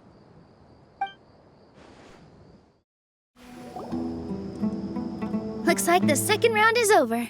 I wonder who is faster, Kaveh or Madame Faruzan? Huh? Where's Madame Faruzan? She went to get water. She'll be back shortly. We basically arrived at the same time, so we'd like to draw lots again. You get caught up in some things so easily, like drawing lots. I'm not caught up in anything! Don't make it sound like I take pleasure in having bad luck! Really? Then should I say that you have a curious affinity for drawing lots? I'll go get the box and slips of paper for the lots. Please wait a moment.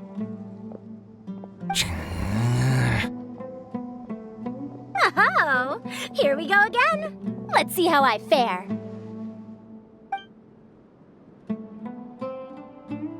I got it! Did you see that? I won! Congratulations! Looks like Kave's luck's taking a turn for the better! Oh, finally! After all this time! It looks like you've been rewarded for your tribulations in the desert. This round's points are yours.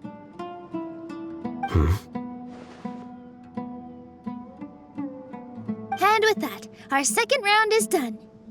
Sino, Layla, and Kave are our victorious contestants. As for the current standings, let me see. Sino and Layla both have 4 points, putting them both in first place. The rest in descending order are Tainari, Faruzan, Kave, and Hakai. The next round will be the final one. Please rest up before then, everyone. I heard that some stalls at the Wisdom Gala are debuting new games, so feel free to drop by if you're interested. Otherwise, see you next round.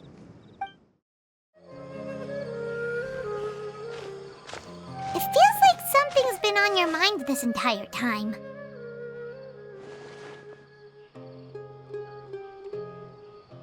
Traveler, Paimon. I finally found you. Finally? Did something happen? Don't you feel like there's something off about this year's Akademiya Extravaganza? When Candace and I were at the cafe earlier, we might have caught sight of some mercs on business. Thing is, they were disguised as tourists here to shop. But no disguise can mask the stench of blood. Just from their suspicious looks, I bet they do dirty work like kidnapping or assassinations. We eavesdropped on them for a while. Their target seems to be someone called Sachin.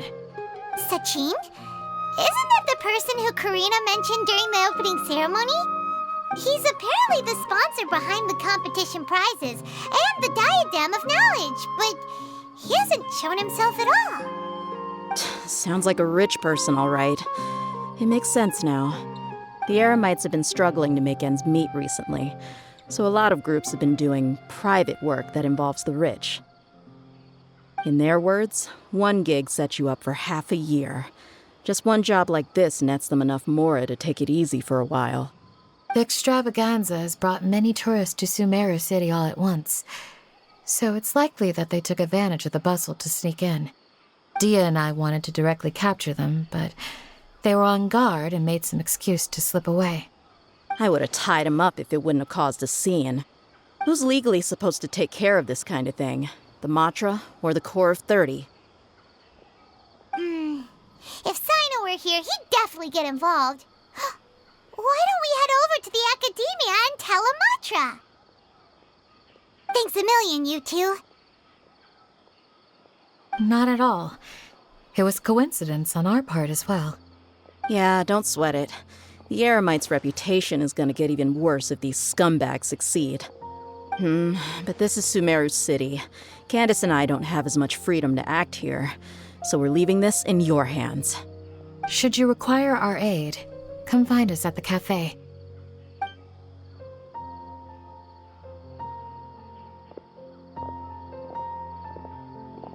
Paimon's noticed that something's bugging you.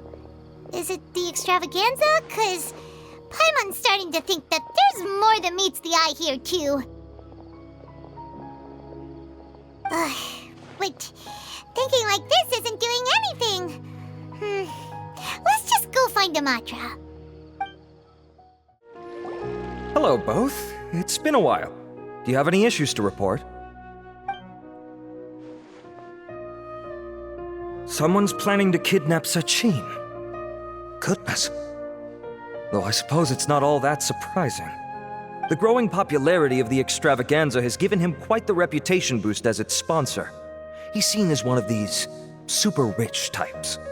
Well, since he's got a target on his back now, shouldn't you send some people to protect him? To tell you the truth, we've thought about doing just that. However, Sachin apparently prefers to spend most of his time out doing field work, and hardly ever comes back to Sumeru City. No one has been able to contact him. Our only lead is something he once said. Each time the Inter-Darshan Championship is held, I will be watching from close by to choose a suitable person to inherit my estate. Assuming he remains committed to that promise, then he must be right here in the city somewhere. I suspect that the Eremites in question must have heard about that as well, and decided to come here and try their luck. So they shouldn't know where Sachin is either, right? I would assume not. Anyway, Mahamatra Saino is still on vacation, so I'll handle this. Don't you worry. A couple of kidnappers aren't going to get very far in Sumeru City these days. I have my ways of forcing them out into the open. All of that said, if you're interested in Sachin's story, why don't you try tracking him down as well? The sooner we ascertain his whereabouts, the quicker we can act to ensure his safety. I mean, you could task all the Matra and the whole Corps of 30 with someone's protection, but if the client doesn't show themselves, there's nothing we can do to help them. Fair point. Guess we should start searching for him too, but where should we start? None, I'm afraid. He's never committed any crimes or broken academic protocol, so we don't have a very detailed file on him. I've heard that Alhaitham has now stepped down from his post as acting Grand Sage and is back to being the scribe again. Maybe it's worth checking to see if he knows anything. Good idea! Okay, we'll head back to the Extravaganza venue and see if we can find him.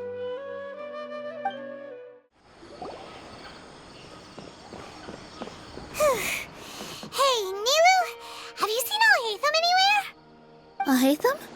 Why, what is it? We're trying to track down someone and we need him to pull up some records for us. Oh, I see. Sorry, I don't know where he went. He's always the first to leave after the competition ends, and he never tells anyone where he'll be going. Huh. Yeah, actually, that sounds about right for him. Let me think. To be honest, he doesn't seem very interested in the Extravaganza, so he probably doesn't stick around longer than he has to. To him, being a commentator is just extra work he was roped into. Do you guys know of any places he'd go after work? Ooh, maybe. Paimon remembers that his house isn't that far from here, so we might as well check it out.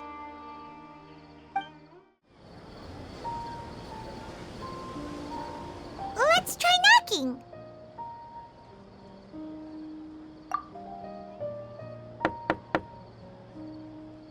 No answer?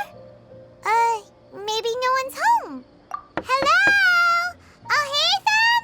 Are you in? We need your help with something. Oh, it's you two? Oh, Kaveh, you're home. Come on in, I'll get the door for you. We didn't hear a peep when we first knocked. We thought no one was home. Well, I can't be too careful. If someone from the Academia came here looking for Alhaitham, and I opened the door for them without thinking, before long the whole city would know that I'm living here. You're pretty conscientious about this, huh? So, what happens if someone comes inside looking for him while you're at home? It's fine, as long as I stay in my own room. Anyway, why would someone just barge in here looking for him? Most people have better things to do. Fair enough. So do you know where he is at the moment? What do you think? Who knows what he does in his free time?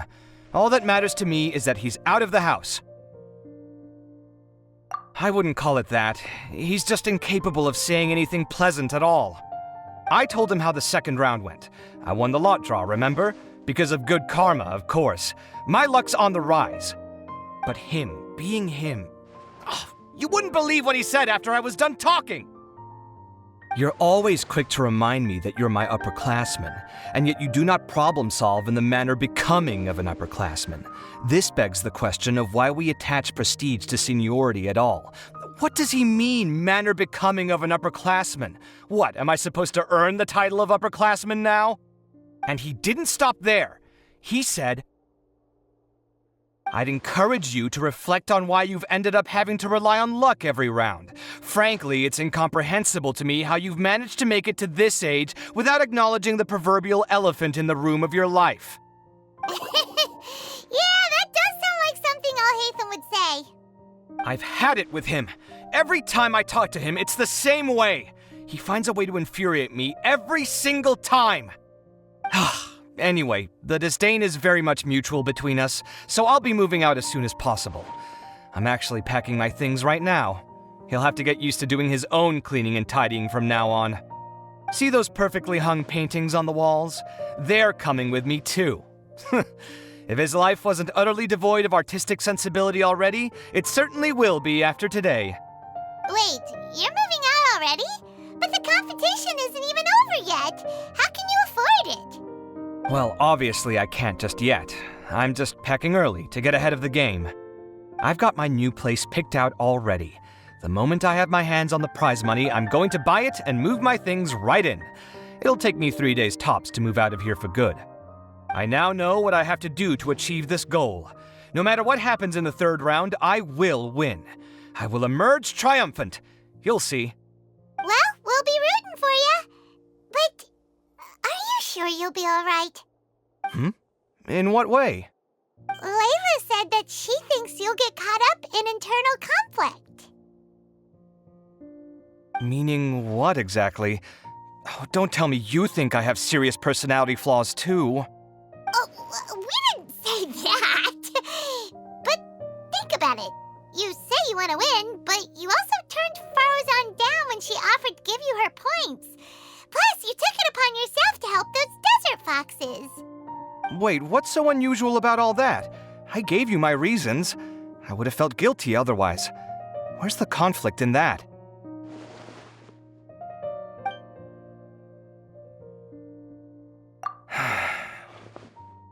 Well, when you put it like that, yes, why indeed? It's a good question. I guess it's just in my nature.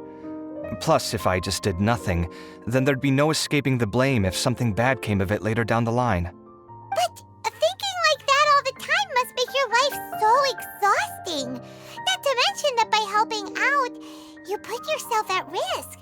Fainting in the middle of the desert, for example. Was that really worth it? It's complicated. Look, let's maybe leave this conversation for another time. What was it you needed Alhaitham's help with, anyway? Sachin? Huh. He did actually mention a Sachin recently. I remember he brought a few documents home that day. He was thinking out loud as he looked through them, making some notes and doodling as he went. He even suggested that I should take a look, but I didn't. Give me a moment. Let me go find them.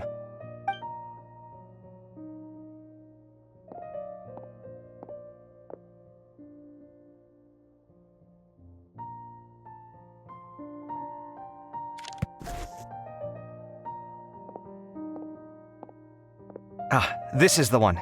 Here, take it. You sure he'd be okay with this? With taking liberties? He's certainly okay with helping himself to my beer whenever he pleases. And anyway, he did ask me if I wanted to read his notes. I didn't see the point at the time, so he just left them on the side. He doesn't leave documents lying around unless he's okay with other people reading them. It's fine, I promise. Cool, if you say so. Okay, let's see what he's got on Sachin.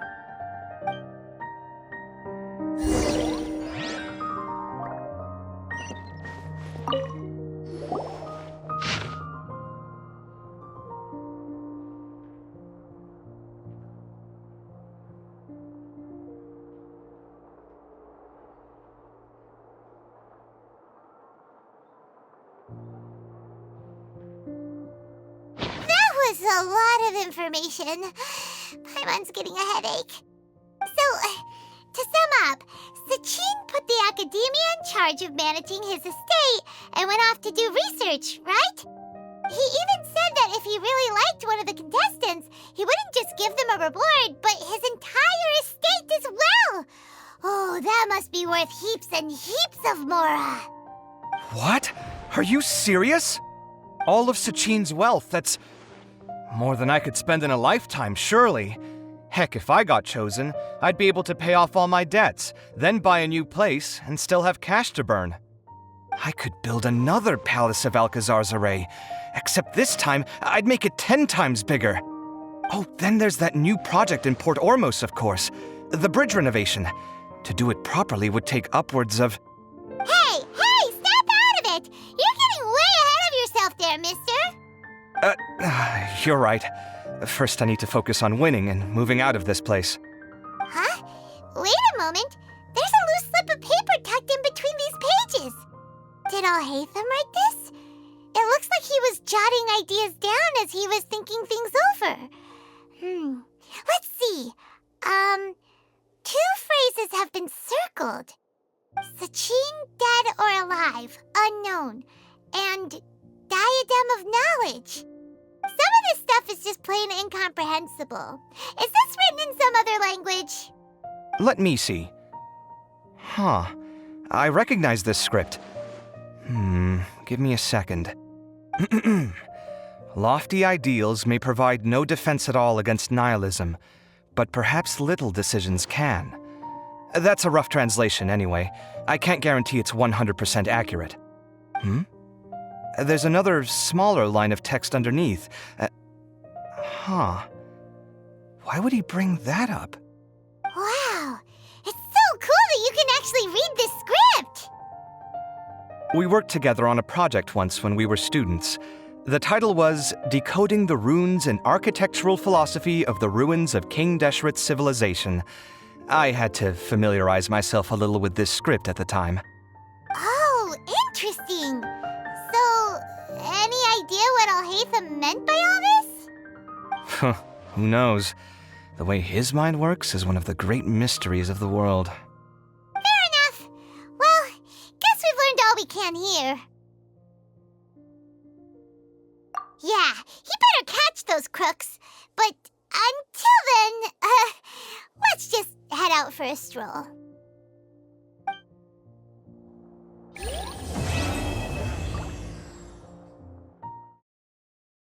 Paimon just heard that the Matra have arrested some Eremites who snuck into the city. Maybe they were the ones plotting to kidnap Sachin. Let's go to the Akademiya and check with Ara.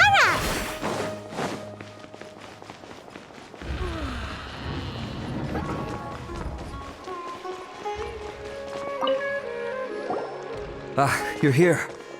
Sorry, I was just about to send someone to inform you. I only just finished interrogating the suspects. What did you find out? Well, lots of unexpected details, let's put it that way. The mercs themselves were surprisingly easy to catch. We just had someone dress up as Sachin and they took the bait. But then it starts to get messy. During the interrogation, we learned that they were hired by Sachin's own child. What? Why would someone want to kidnap their own father?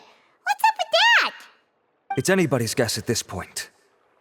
In any event, apparently the guys we caught are just the tip of the iceberg.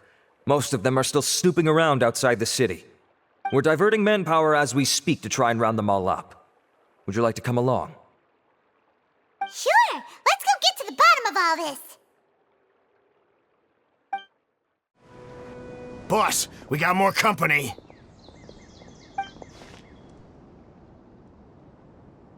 Look, we were just doing what we were paid to do. You're punishing the wrong people here. You want the real culprit? It's this guy. He hired us to kidnap Sachin. What happened? Who beat you all up?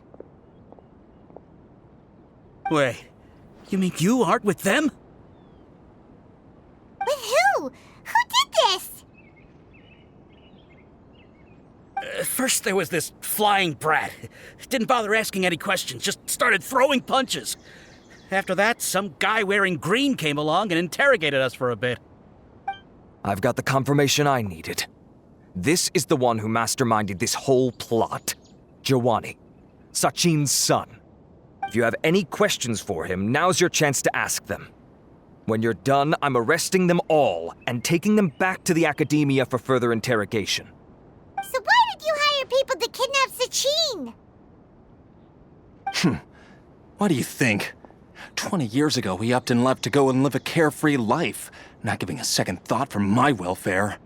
As if that's not bad enough already, he went and put his entire fortune in the care of the Akademiya, along with a contract saying that one day he'd pass it all on to a genius he admired. That's my inheritance, by rights. You expect me to sit back and watch it go to someone else? If he won't give me what's mine, I'll just have to take it from him. Of course! Didn't he say he would be here somewhere, watching the championship from the shadows? So, I figured I'd get some people to nab him. Then I make him change the contract. And if the Akademiya doesn't agree to hand over the goods, I make him publicly announce that I'm his chosen genius. No, the old fart knows how to stay hidden. I'll give him that. He's probably cooped up somewhere watching all this go on and laughing to himself. I already thought he'd gone mad 20 years ago. And who knows what a madman's truly capable of. Diadem of Knowledge? You mean that thing he donated to the Akademiya? Well, I can tell you that it's very expensive. He sold a lot of assets to purchase it back in the day. Weird things started happening after he brought it home, too. For example, sometimes we'd hear a high-pitched voice coming from the storage room. Also, before donating it to the Akademiya, he once shut himself in that same storeroom and researched it non-stop for days. Something was already seriously wrong with him by that point. Nothing he did shocked me. What do you mean, something wrong with him? I only have a vague memory of it, since I was very young at the time. But I have the impression that he went out into the desert for research and didn't return for many years. When he finally did return, he was a changed person. He would mumble incomprehensibly and write essays day and night. I asked if I could see what he'd written, but he chased me out of the room. Later, he went out somewhere and took his written essays with him. When he got back, he signed his contract with the Akademiya. Part of me wonders whether he'd already stopped being my father by that point. Perhaps the man we called Sachin was a demon from the desert who was wearing his skin. Okay, you can stop now. You're creeping Paimon out. You can believe me or not. Doesn't matter to me. I told you all I know. But if you do see Sachin, tell him this for me. Whatever it is that he's researching out there, he'll always be garbage in my eyes. You finished? In that case, come with us. Well, we finally caught the guy behind all this. Thanks for providing us with the critical information. Do you still have any lingering concerns? Yeah! Al-Haytham's notes do mention that item. Scribe Al-Haytham looked into this matter. Understood. Well, if you believe there to be an issue with the diadem, I'd suggest contacting the organizers and getting them to pause the competitions while we investigate. That makes sense. Okay then, let's get back to the venue. We need to tell Karina what's going on.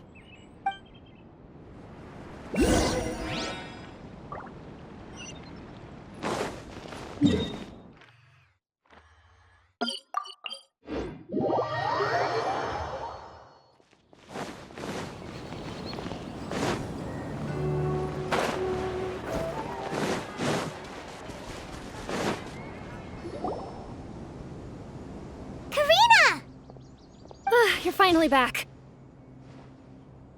Where have you been? I looked everywhere for you. The third round's already started. We were out capturing some bad guys who wanted to kidnap Sachin. But that's not important right now. We think there might be something wrong with the Diadem of Knowledge, and we'd like to investigate it. The diadem? That seems unlikely. The Diadem of Knowledge has been used in every extravaganza over the last 2 decades, always without incident. Why has this come up now? This is pretty serious. Let me think. Okay, here's the situation. The diadem is currently in Mount Ima Forest. We moved it there before the third round began. In the third round, contestants have to go into Mount Ima Forest, find the diadem, bring it back, and place it on the stand. The first person to do this gets 4 points. Considering how close the scores are between our contestants, whoever wins this round is very likely to be the winner of the whole competition. As such, I suspect competition to be very fierce. You might not make it in time. I'll mark the diadem's location for you. Please head there immediately. Let's hope nothing happens. All right, let's go! That's weird. The locator stopped working. Is the forest interfering with it? Ugh. Let's just go grab the diadem.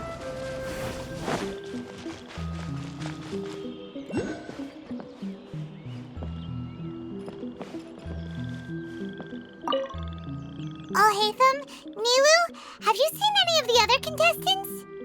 No. No one's completed the task yet. Why? Has something happened? There might be a problem with the diadem. Oh, but Alhaitham, you must know something about it, right? Whatever do you mean? You! Forget it! We'll go find it first. We'll ask you again later. Take it easy.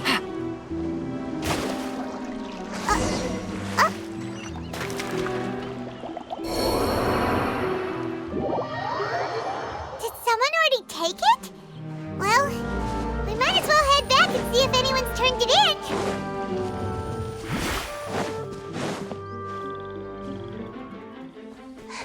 Oh, looks like Layla has seized the diadem. But getting to the goal won't be easy.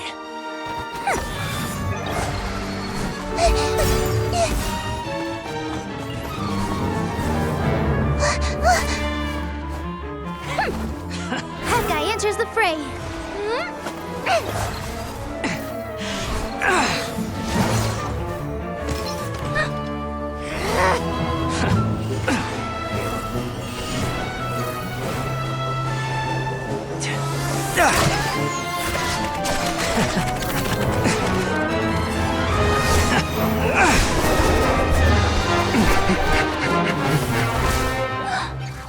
Horizon's device has gone haywire. The competition is heating up. Oh. And here's Kaveh bringing up the rear.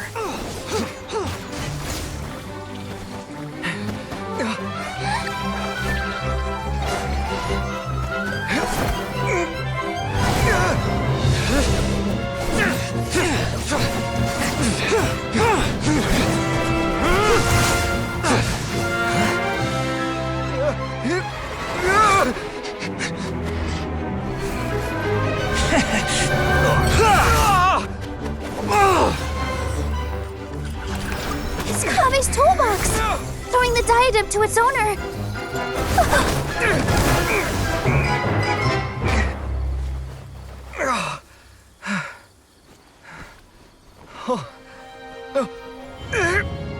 Yes, that's right.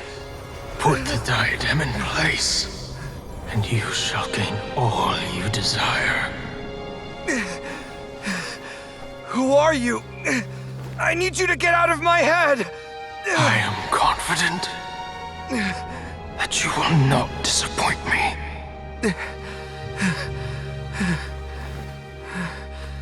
What just happened to me?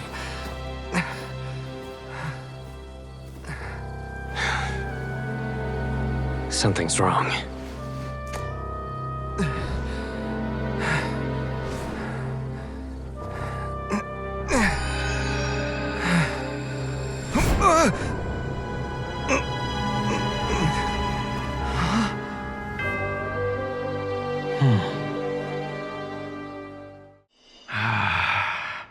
At long last, someone to inherit my estate, and with it, my research.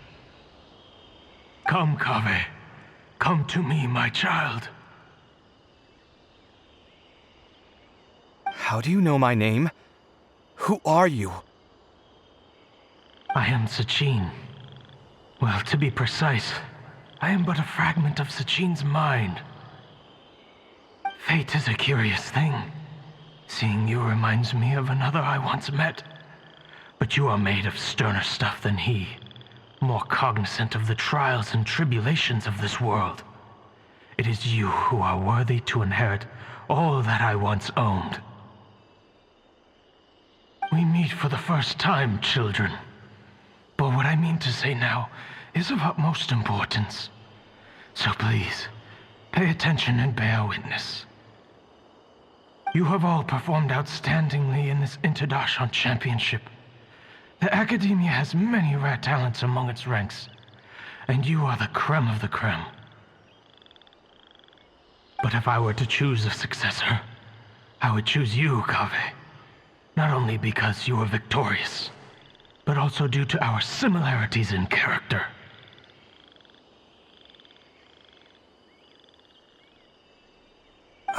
Me?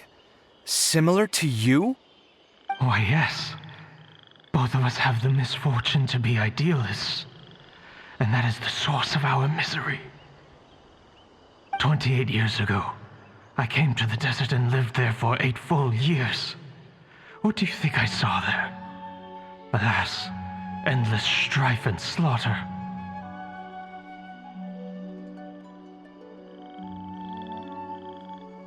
Conflict over water sources, robbing of merchant caravans, exploitation of the people relentlessly, day after day. Beyond the wall of Samiel lay a completely different world from the one I knew. The things I witnessed there tormented me greatly. I wished desperately to find a way to save them. So, did you find a way? As a Vahumana scholar, I tried to use Vahumana knowledge to find the answer. I researched history and anthropology, performed countless experiments on human nature, and even sought out the scholars living deep in the desert who called themselves the Lost Darshan. But in the end, I found that the answer I sought simply did not exist. It was not possible to simply assign blame for these transgressions to any one party, for the sins are carved into humanity's very nature. Our nature begets conflict, and conflict begets destruction. This is the inexorable truth. The aim of my research was to draw lessons from history, but what I discovered was that history offers no such guidance. Things can only ever go from bad to worse. After this realization, I could no longer see the meaning in anything that I had ever learned. Consumed by an overwhelming sense of emptiness, I could no longer bear to face life. And so, I decided to bring my life to an end. But before I went through with it, a strange twist of fate led me to come into the possession of this diadem, which has the ability to preserve part of one's consciousness. Into it, I placed my experiences before requesting that the Akademiya manage my estate. As I thought, the contract you signed with the Akademiya was in essence your will. But if you'd given up hope on this world, why did you feel the need to do this? I mentioned that I had performed a great many experiments concerning human nature. You may regard this as the very last experiment of them all. The Akademiya has no shortage of genius talents, nurturing the brightest minds of every generation. And so, with a handsome reward to draw out the worthiest of individuals, my hope was that one day, I would find one who could untangle the mystery of human nature once and for all, and help to move the world onto a better path. I see. So you desired a successor who was not only a genius, but who also understood the suffering of ordinary people. Such a person would have a clearer understanding of humanity, society, and the world. Huh? But did you ever consider that wealth numbs the human heart to the pain in the world? Even an idealist may be incapable of following through on your wishes after inheriting your wealth. You are highly intelligent, yet you are not the sort of person who would understand my line of thinking. To me, this is also part of the experiment. part of my investigation into human nature. Whether my successor suffers as a consequence of my research, or succumbs to an indulgence in pleasure-seeking, my research will have progressed. I grieve the fundamental sickness of the world. I regret the unbearable weight of its history, and I lament the research that I failed to complete. And this, Kaveh, my dear child, is why you will be of great utility to me. You're absolutely certain that you want to give me everything you owned? For me to do with as I please? I have faith in what I see in you. Now wear the diadem, Kaveh, and complete the journey that I could not.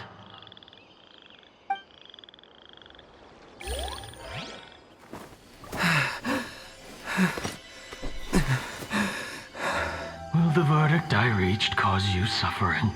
Or will this newfound wealth numb your heart? I look forward to your answer. All of my research materials are being stored at our...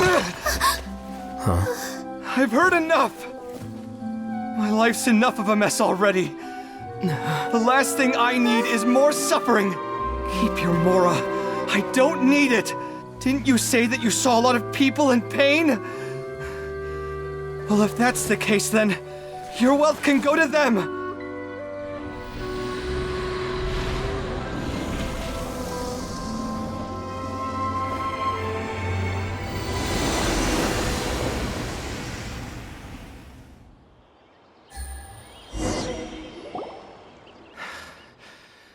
I guess that'll be the end of that.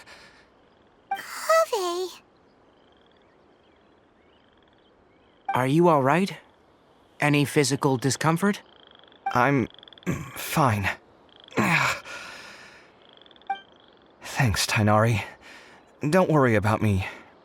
Don't push yourself too hard. Kaveh. Kaveh may have broken the diadem, but he successfully completed the task prior to that. According to the rules, this makes him the victor of round 3. Points-wise, this also makes him the winner of the Inter-Darshan Championship. As the champion and Sachin's personally designated successor, Kaveh has obtained the rights to inherit the entirety of his estate. For the avoidance of doubt, can you confirm that it is your intention to donate all of Sachin's wealth? Like I said, he thought that the world is a bad place. Well then, let's use what he left behind to change it for the better. Rejecting the world will achieve nothing. He and I, we're not the same. All right. As the scribe, I will make a record of this incident on file. The sages will contact you in person for details on how exactly Sachin's estate is to be used. That sounds fine. I don't know if his research findings were right, nor would I know how to finish his research for him. But what I do know is that by ending this here, no contestants will have to suffer. We won't be the last. There will be more championships to come, and countless future scholars will follow in our footsteps. Sachin's words can only cause pain, but not anymore. No one else has to hear them now. We're all scholars here. I know full well that shutting down his views like this is autocratic and arrogant. Fine by me. I'll bear that responsibility. It's the least I can do. And, well, it's the only thing I can do. Well said. What you've expressed is a sense of justice and idealism that many aspire to, but few dare follow through with. I say this despite the fact that, in my view, it's quite ridiculous. You have long been aware of what your flaws are, but your pride alone prevents you from admitting it. Nevertheless, your perspective is well suited to appearing in a victory speech. Contestant Kaveh, on behalf of the organizing committee, it is my honor to congratulate you on your victory. What? Please, I don't need your insincere praise. Anyway, this isn't the time or place for debates. Keep your commentary focused on the competition, not my views. Congratulations, Kaveh. Also, you'll need to prepare for the award ceremony. Looks like the ceremony will be held at the main venue. Let's head over and check it out.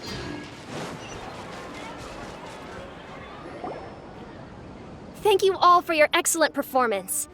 And that brings this year's Interdarshan Championship to a close.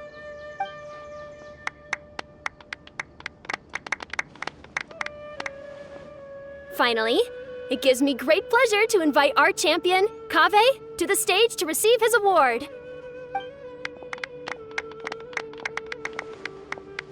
Typically at this point, we would crown our champion with the diadem as well as presenting them with their award. However, we have just received word that Kaveh has inherited Sachin's estate and made the decision to donate it all to charitable causes. Sachin's estate is getting donated? So much, Mora. And he gave it all up? Kaveh's generosity will give many struggling families the chance to change their lives for the better. Of course, without the diadem and prize money to present, this makes the award ceremony a little more concise than expected. Would you like to say a few words, Kaveh? I'm sure many of our audience, like myself, are curious to learn why you decided to give all this wealth away. I'm not entirely sure what I should say under these circumstances. I'm glad to have won, even though I'd say luck played a big part in that. As for why I want to give the Mora away, I don't support Sachin's views, and I don't want to take his Mora. With a lot of things in life, people need to experience them for themselves. It shouldn't be up to one person to make a judgment on. Not him, and not me either. Anyway, this isn't really the time and place for such weighty and complicated topics. So, I guess that's all. I'll leave it there. Thanks very much. Oh, Kaveh, just one moment. While this is a short and sweet award ceremony, we do still have a prize to present you with. Please take this limited edition Genius Invocation TCG card. Additionally, your champion status will be logged in your record. This means that the sages will give priority consideration to any future project proposals you submit. All right, I'll take the card. But as for project proposals, forget it. In that case, I declare the award ceremony over. Let's give our champion Kaveh one last big round of applause.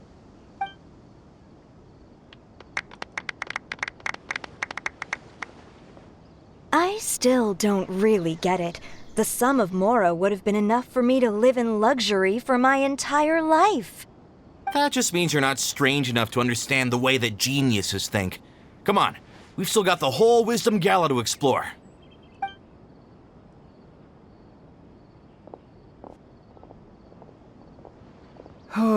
Glad that's over. I think I'm quite good at giving speeches, but this one was just so tiring. Do you mean that you're still exhausted from the competition? Honestly, you don't look happy at all, but whatever else happened, you're the champion, you know? Don't you think you should be proud of that? I suppose. Oh, wait. Sino said he wanted the card, didn't he? And now I have it, right here. So you're gonna give it to him? But if it's a rare one, you should be able to make a tidy sum of Mora off it. Why would I do that? It's of no use to me whatsoever. I may as well just give it to him. Could you pass it on to him for me when you next see him? Whoa! This is a super big deal. You should do it yourself. Come on, let's go find Sino.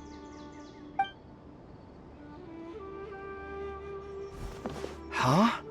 But I was gonna rest for a while longer. Hey, stop pulling my hair!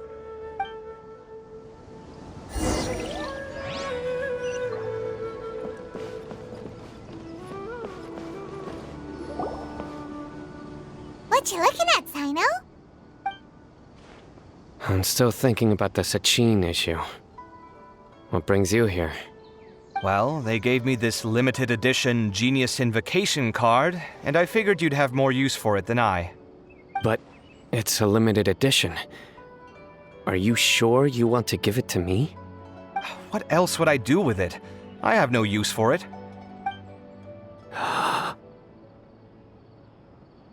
But it's limited edition. Kaveh, are you in trouble? You don't have to do all this. Just tell me what's wrong and I will help. Oh, that's not what I meant at all. Yes, I have all sorts of problems, but that has absolutely nothing to do with this card. I'll figure my own issues out by myself. All right. In that case, I accept your generosity. But now that I realize that you have no concept of its value, I cannot simply take it from you. How about this? I shall buy it from you at a fair price. Namely, the price that the previous limited edition card sold for. Oh, come on. It's just one card. How much could it really be worth? 1 million more at the very least. How much? 1 million more? If you feel that's too low, I can go a little higher. 1 million more for a card? But you already have a whole bunch of these, shiny ones, don't you? I saw your deck last time we played. Not every card is this valuable, and some cards are exquisitely designed, but not rare. Huh. Well, I guess they must pay you plenty to be General Mahamatra if you're splashing out on things like this. But really, it's fine. I'd feel bad taking Mora from a friend. Don't feel bad. I save a lot. I can spare the Mora for this card. You don't spend all your savings on your hobbies, do you? You should watch that, you know. You definitely don't want to end up borrowing money in a moment of impulsivity. Living with debt is miserable. Sounds like you're speaking from personal experience. I guess you've been through a lot? I don't want to talk about it. In that case, maybe you're the one who should be listening to your advice. In any case, I, Sino, will take this precious card, and it shall join the deck of destiny. Kaveh, come with me in a few moments to collect the Mora. Thanks to you, I have achieved my goal for participating in this tournament. All right, if you insist. Far be it from me to refuse your courtesy any further. Well, at least I'll be able to keep on top of my bills this month. Maybe I'll even have some left over. In fact, let me treat you all to a meal later.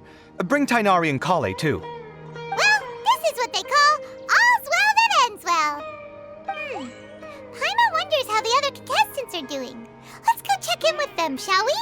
Since we're guest commentators and all. I'm telling you, you can't go wrong taking advice from me on what to wear. Back in the day, my fashion style was considered cutting edge by everyone in the academia.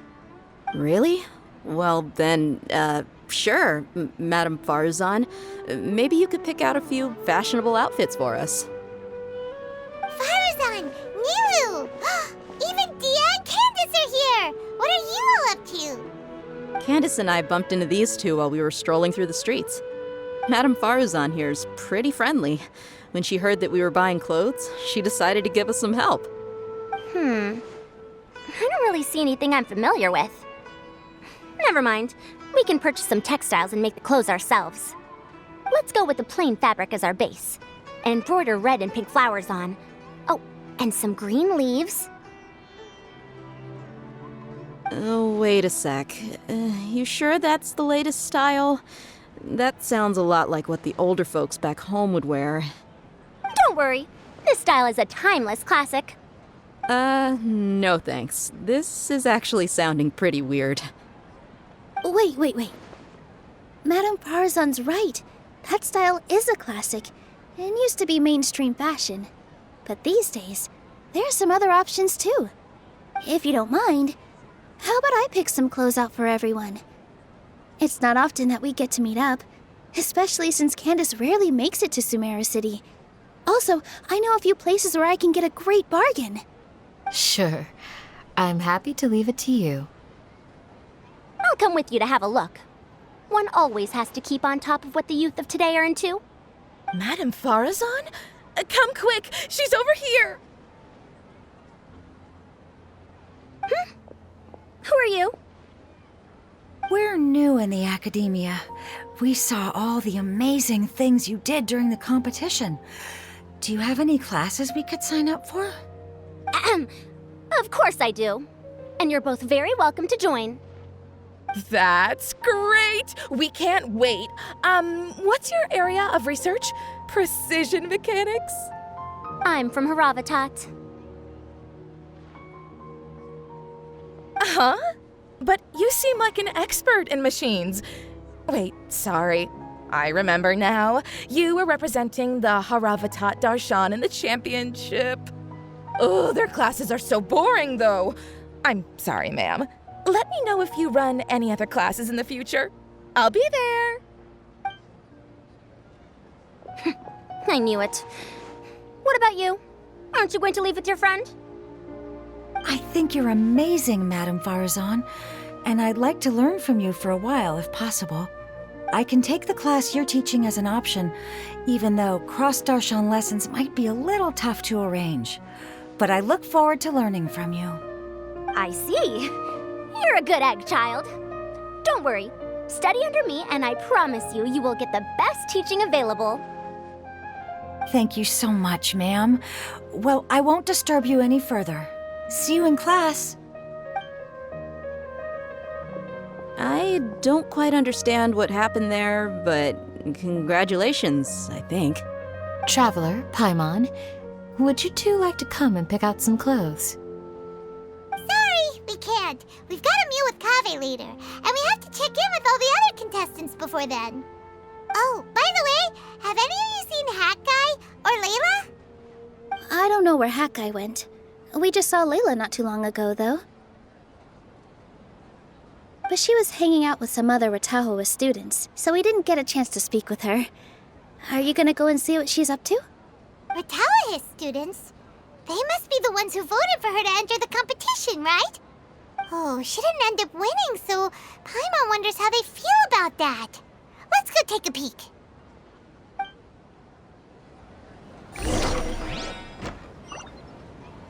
If you don't come to Sumeru City often, classic floral designs aren't a bad choice.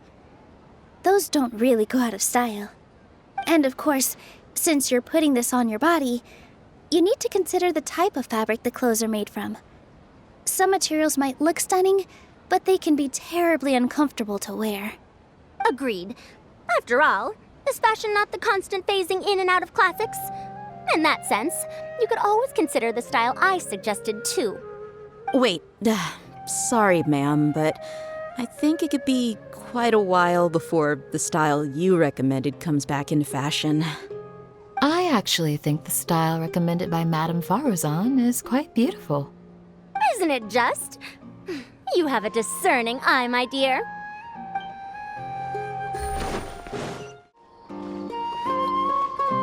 I'm sorry, everyone. I could have done better in the third round. Oh, stop it.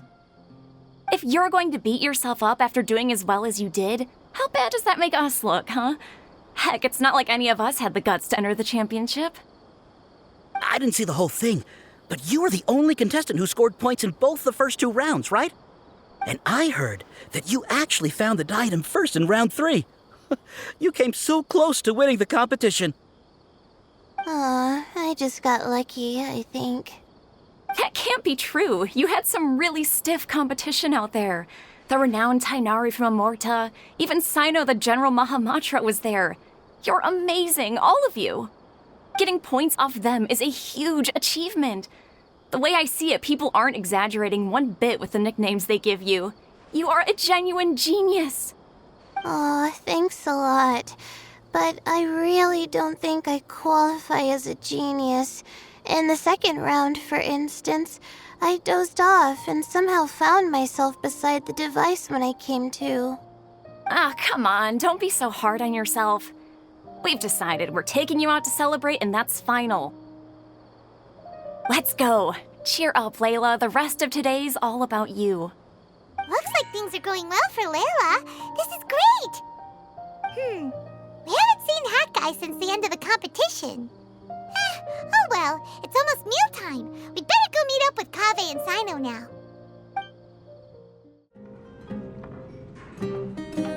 Are you sure you have enough to cover this? Don't blow it all at once. Don't worry, I budgeted very carefully, and this is well within my means. Anyway, I've lost count of how many times you've treated me. It's high time I return the favor.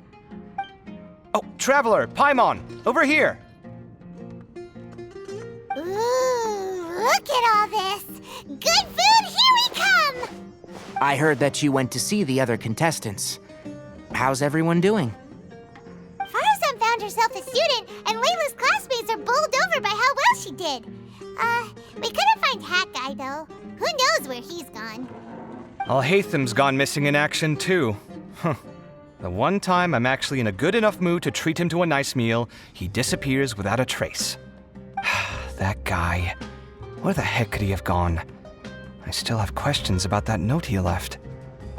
Well, whatever. He can do what he wants. Now, let's eat.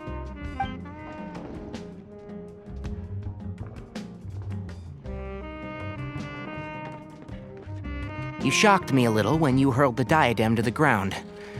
On further reflection, of course, it made sense, but at the time I was expecting at least some amount of deliberation. Sachin's voice started talking to me inside my head from the moment I picked it up. I could feel his emotions, too. It was a mix of despair and horror swirling around inside my mind. He bombarded me with his ideas relentlessly, like he was trying to brainwash me. It gave me a splitting headache that only got worse as he went on. Like I was saying at the time, his views are not necessarily completely without value. But if all his research does is lead to misfortune, then we're probably better off without it. If his forbidden research were to spread in a harmful form and cause people to suffer, the Matra would step in and ban it. I think you did the right thing. I suppose another way to approach it would have been to claim that you agreed to inherit his research, but give up the research as soon as you've inherited the wealth. But that wouldn't have been your style. I won't comment on his theories or experiments, but I don't believe that he was careless in his choice of candidate. He chose you. That means he knew what he was doing. Perhaps. I just think that if you accept someone else's things, you should honor their wishes. That's a good thing. It means that you have integrity. Thank you, oh my god, thank you. See, you get me, Kale. It's a good thing Alhaitham isn't here right now. He'd be quick to explain why you're wrong. Seems like you always include him in the conversation, even when he isn't here. Yep, no dinner with Kaveh is complete without a few words about Alhaitham. I sense that Alhaitham has in fact been here with us all along. He's here? Where? Why didn't you tell me? He lives rent-free in each of our hearts.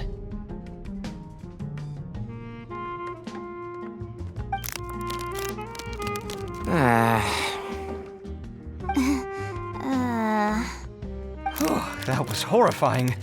It literally sent chills down my spine. Good thing you didn't say that before we started eating. That would have killed the mood in a heartbeat. All right, enough about Alhaitham. Tainari, did you achieve what you wanted out of the championship? I did, in the first round, in fact. Word of mouth proved very effective. I spoke to a handful of people, they told their friends, and so on. Now, a record number of people have signed up to attend the next lecture. Oh, are you free next month? You should come along, maybe even say a few words. About what? I don't know the first thing about anything Amorta-related. Just play to your strengths. For instance, you could talk about the distinguishing features of rainforest architecture, or ask everyone not to chop down too many trees the next time they're building a house. Oh, well, that's no problem. Sure, I'll make time. Has everyone had enough to eat? I can order more if anyone's still hungry. I'm full. Thanks. Paimon's super full, too. If only we could eat like this every day. Yeah, we should do this more often. Work will always be there, but seeing friends is important too. This is a good restaurant. Let's definitely come here again. Sounds good. We should pick a few other places as backup options, though. There are other good places around here, too? Oh, and don't forget to invite us if you go. There's nothing we love more than good food. Kaveh, do you have plans after this? I was thinking of maybe going to the Akademiya for some alone time. Nothing set in stone, though. Why do you ask? Since everyone is free, Why don't we play a few matches of Genius Invocation TCG? Eager to show off your new limited edition card, are you? Not to show off. This is my way of thanking you for your help. Only my best friend will have the honor of seeing this card's debut play. All right, sure. I didn't bring my deck with me, though, so I'll need to borrow one. Actually, Master, I made a new one a few days back. Don't tell me you've been spending all your study hours playing cards. Come on, no need to be so stern. They do say that your innate interests are your best teacher, don't they? Well, it looks like this Inter-Darshan Championship's a wrap. All that stuff with Sachin and the diadem got sorted too. Have you still got anything else on your mind? Oh, right! Yeah, Sachin said that he placed his research materials at somewhere beginning with but Kaveh smashed the diadem of knowledge before he could finish! It might be dangerous if someone finds his old research stash, right? Where do you think it could be? Holy smokes, you're right! He said he spent all the time researching in the desert, didn't he? So it's very possible that that's where he'd leave all his suits. Alright then, let's head off to Ara Village and try our luck!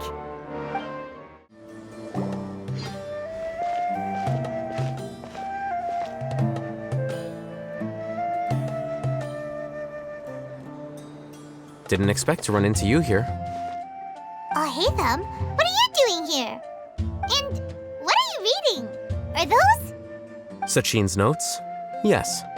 I came across his profile while I was organizing some documents and became interested in his research. If it wasn't for that, I never would have agreed to being a commentator. I had a hunch after seeing the fragment of his mind, and sure enough, I came here and found his research. Wait! So, you've read it already? Are you alright? How do you feel? I think you may have misunderstood something. The reason Sachin chose that architect to inherit his research was that only he could really empathize with both the calamity and the humanity that these notes seek to convey.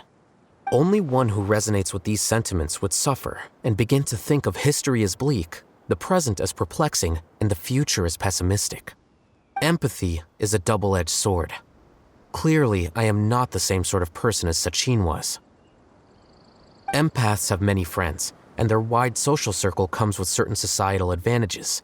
But this also makes it hard for them to achieve their goals. Why's that? All important things in life involve other people. As such, it's extremely difficult to live a life that causes no harm whatsoever to others. If you really want to achieve your goals, you have to be prepared to make enemies along the way. Not everyone can deal with that reality. And that reality is like the material here. Objective, heavy, negative. But, at the end of the day, for all these experiment results and conclusions, it's just one person's perspective, Sachin's. So, what are your thoughts now that you've read it?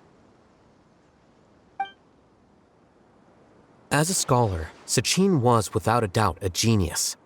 He laid the blame for the darkness in the world squarely on humanity, experimented extensively with reliable results, and drew logical conclusions. In that sense, one might say his views were correct. So, people are bad? And things can only ever get worse? All of that's true? That is not a question for me to answer. Someone else will arrive shortly. You can ask them instead. All I will say is that the world is not built on correctness alone. Sometimes, being correct means nothing at all. Lofty ideals may provide no defense at all against nihilism, but perhaps little decisions can. By their own choice, the idealist seeks to bring happiness to all while denying themselves the same. Thus, they shall never reach even the borders of truth until they wipe away the ignorance that blinds them. I've never been able to agree with certain philosophies. Even Sachin himself struggled to comprehend the notion of sacrificing oneself for the greater good. But sadly, All viewpoints will find their supporters, and the way we see the world largely decides our fates. All right then, I got what I came for. These research materials are yours to look after. I'll be off. Wait, so you came here just to read this stuff? You missed out on a big get-together, you know. A get-together? Ah, yes, that makes sense. This is a good opportunity for that sort of thing. Guess what? Kaveh treated everyone this time. Then I'm sure he packed up the leftovers for me. See ya. And there he goes. Well, it seems like he really wasn't affected by this research. He said that someone else would answer our questions. Who do you think that'll be?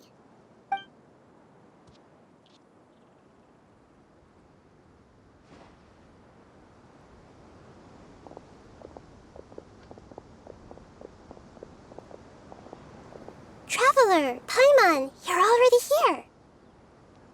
Nahida! Oh, and that guy. Wait, so you asked him to take part in the championship? Yes, it was me. Are you surprised? Did you know that there was something wrong with the diadem from the start? And if so, why didn't you switch it out for another one?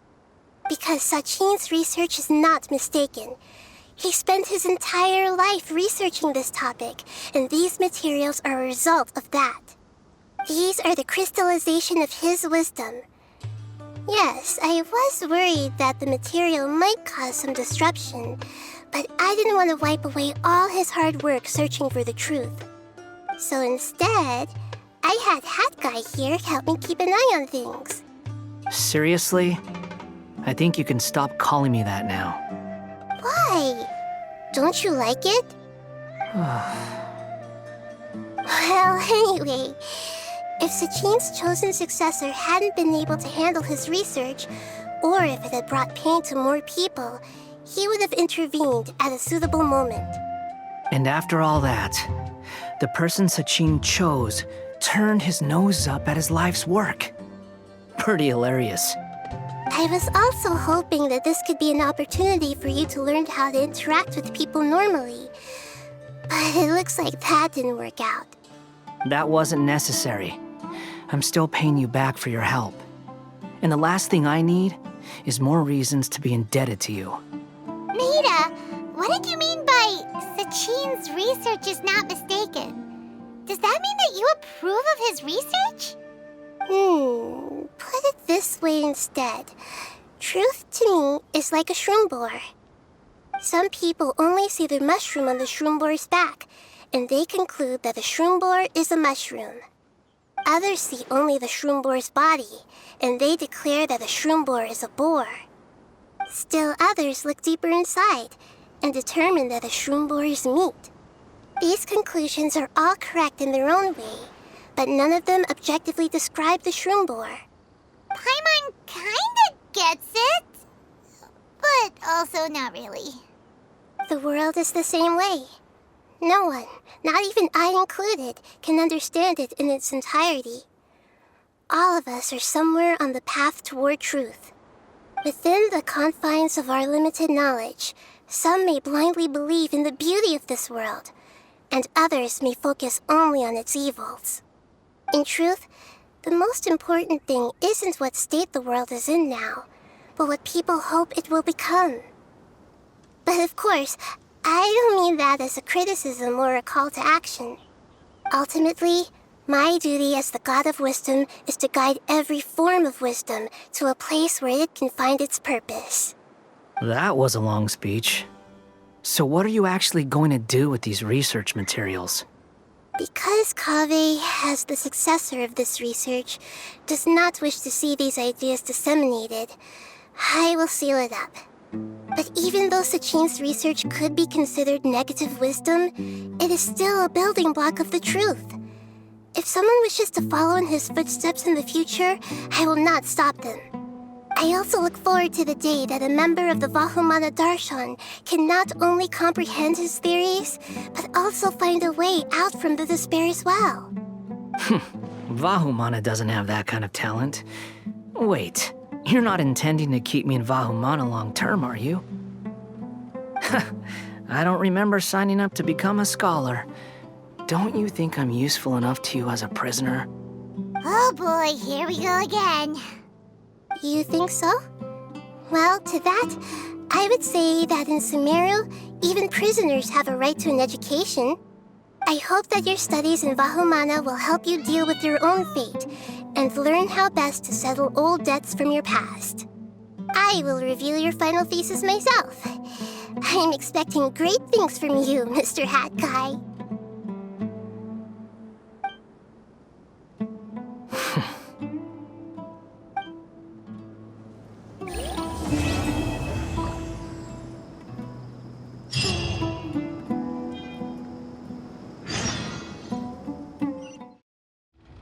Where were you while the rest of us were eating together? I don't recall being obligated to report my whereabouts to you. Did you go find another hidey hole to read in? You need to change your ways, you know. You can't survive on books alone. Surviving on meals paid for by you would be harder still. You? Whatever. It doesn't take a genius to guess what you've been up to. You were investigating Sachin, weren't you? It was obvious from your notes. However, I don't believe his research alone would have been enough to pique your interest. His way of doing things is disturbing, while you... Well, to be fair, your philosophy disgusts me too, but you and Sachin are nothing alike. I don't imagine your views intersect at all. Egoism and nihilism are not the same thing. My personal interests aside, Sachin's legacy is not entirely meaningless. He conducted experiments on a great scale and left his findings behind. Also, thanks for the compliment, but I'm actually just passing through. I didn't come here for the conversation. Well, not this one at least. What do you mean? What topic of conversation could be more sacred among scholars than the exploration of differing philosophies? Well, based on what I've learned, Sachin and his disturbing way of doing things, as you put it, is very likely to have met your father 20 years ago. What did you say? Wait, so... No, surely that doesn't mean... Huh. So that's why he thought I looked familiar.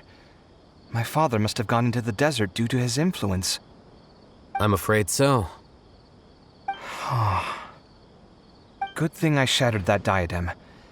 From now on, nothing like that will ever have to happen again. The boundaries of knowledge are ever expanding. Someone else will inevitably pick up the same line of research one day, and Vahumana regards it as a reasonable research direction. Oh, not this again. Even if you're right and people are bound to fall into the same intellectual traps, things won't necessarily go the same way again next time. You have to admit that the actions of one individual don't always predict the behavior of the group, and vice versa. Take Sachin, for instance. He's quite an anomaly. And so is the one who stopped him. You. Conflicts of this nature are indeed exceptional, but it will occur again in the future. You said it yourself. The actions of one individual cannot predict the behavior of a whole group. You know that not everyone would have chosen as you did. Even so, I stand by my views. You can forget about trying to convince me. That's fine. We've been arguing over this for years, and I don't hold any hope of you understanding. The issue we're debating has long since moved on from who's right and who's wrong. Thanks for letting me know all this. What? I said, thanks for letting me know. Hey, stop acting like you didn't hear me. You're doing this on purpose, aren't you? They say that earnest thanks should be given thrice, so one more time, please.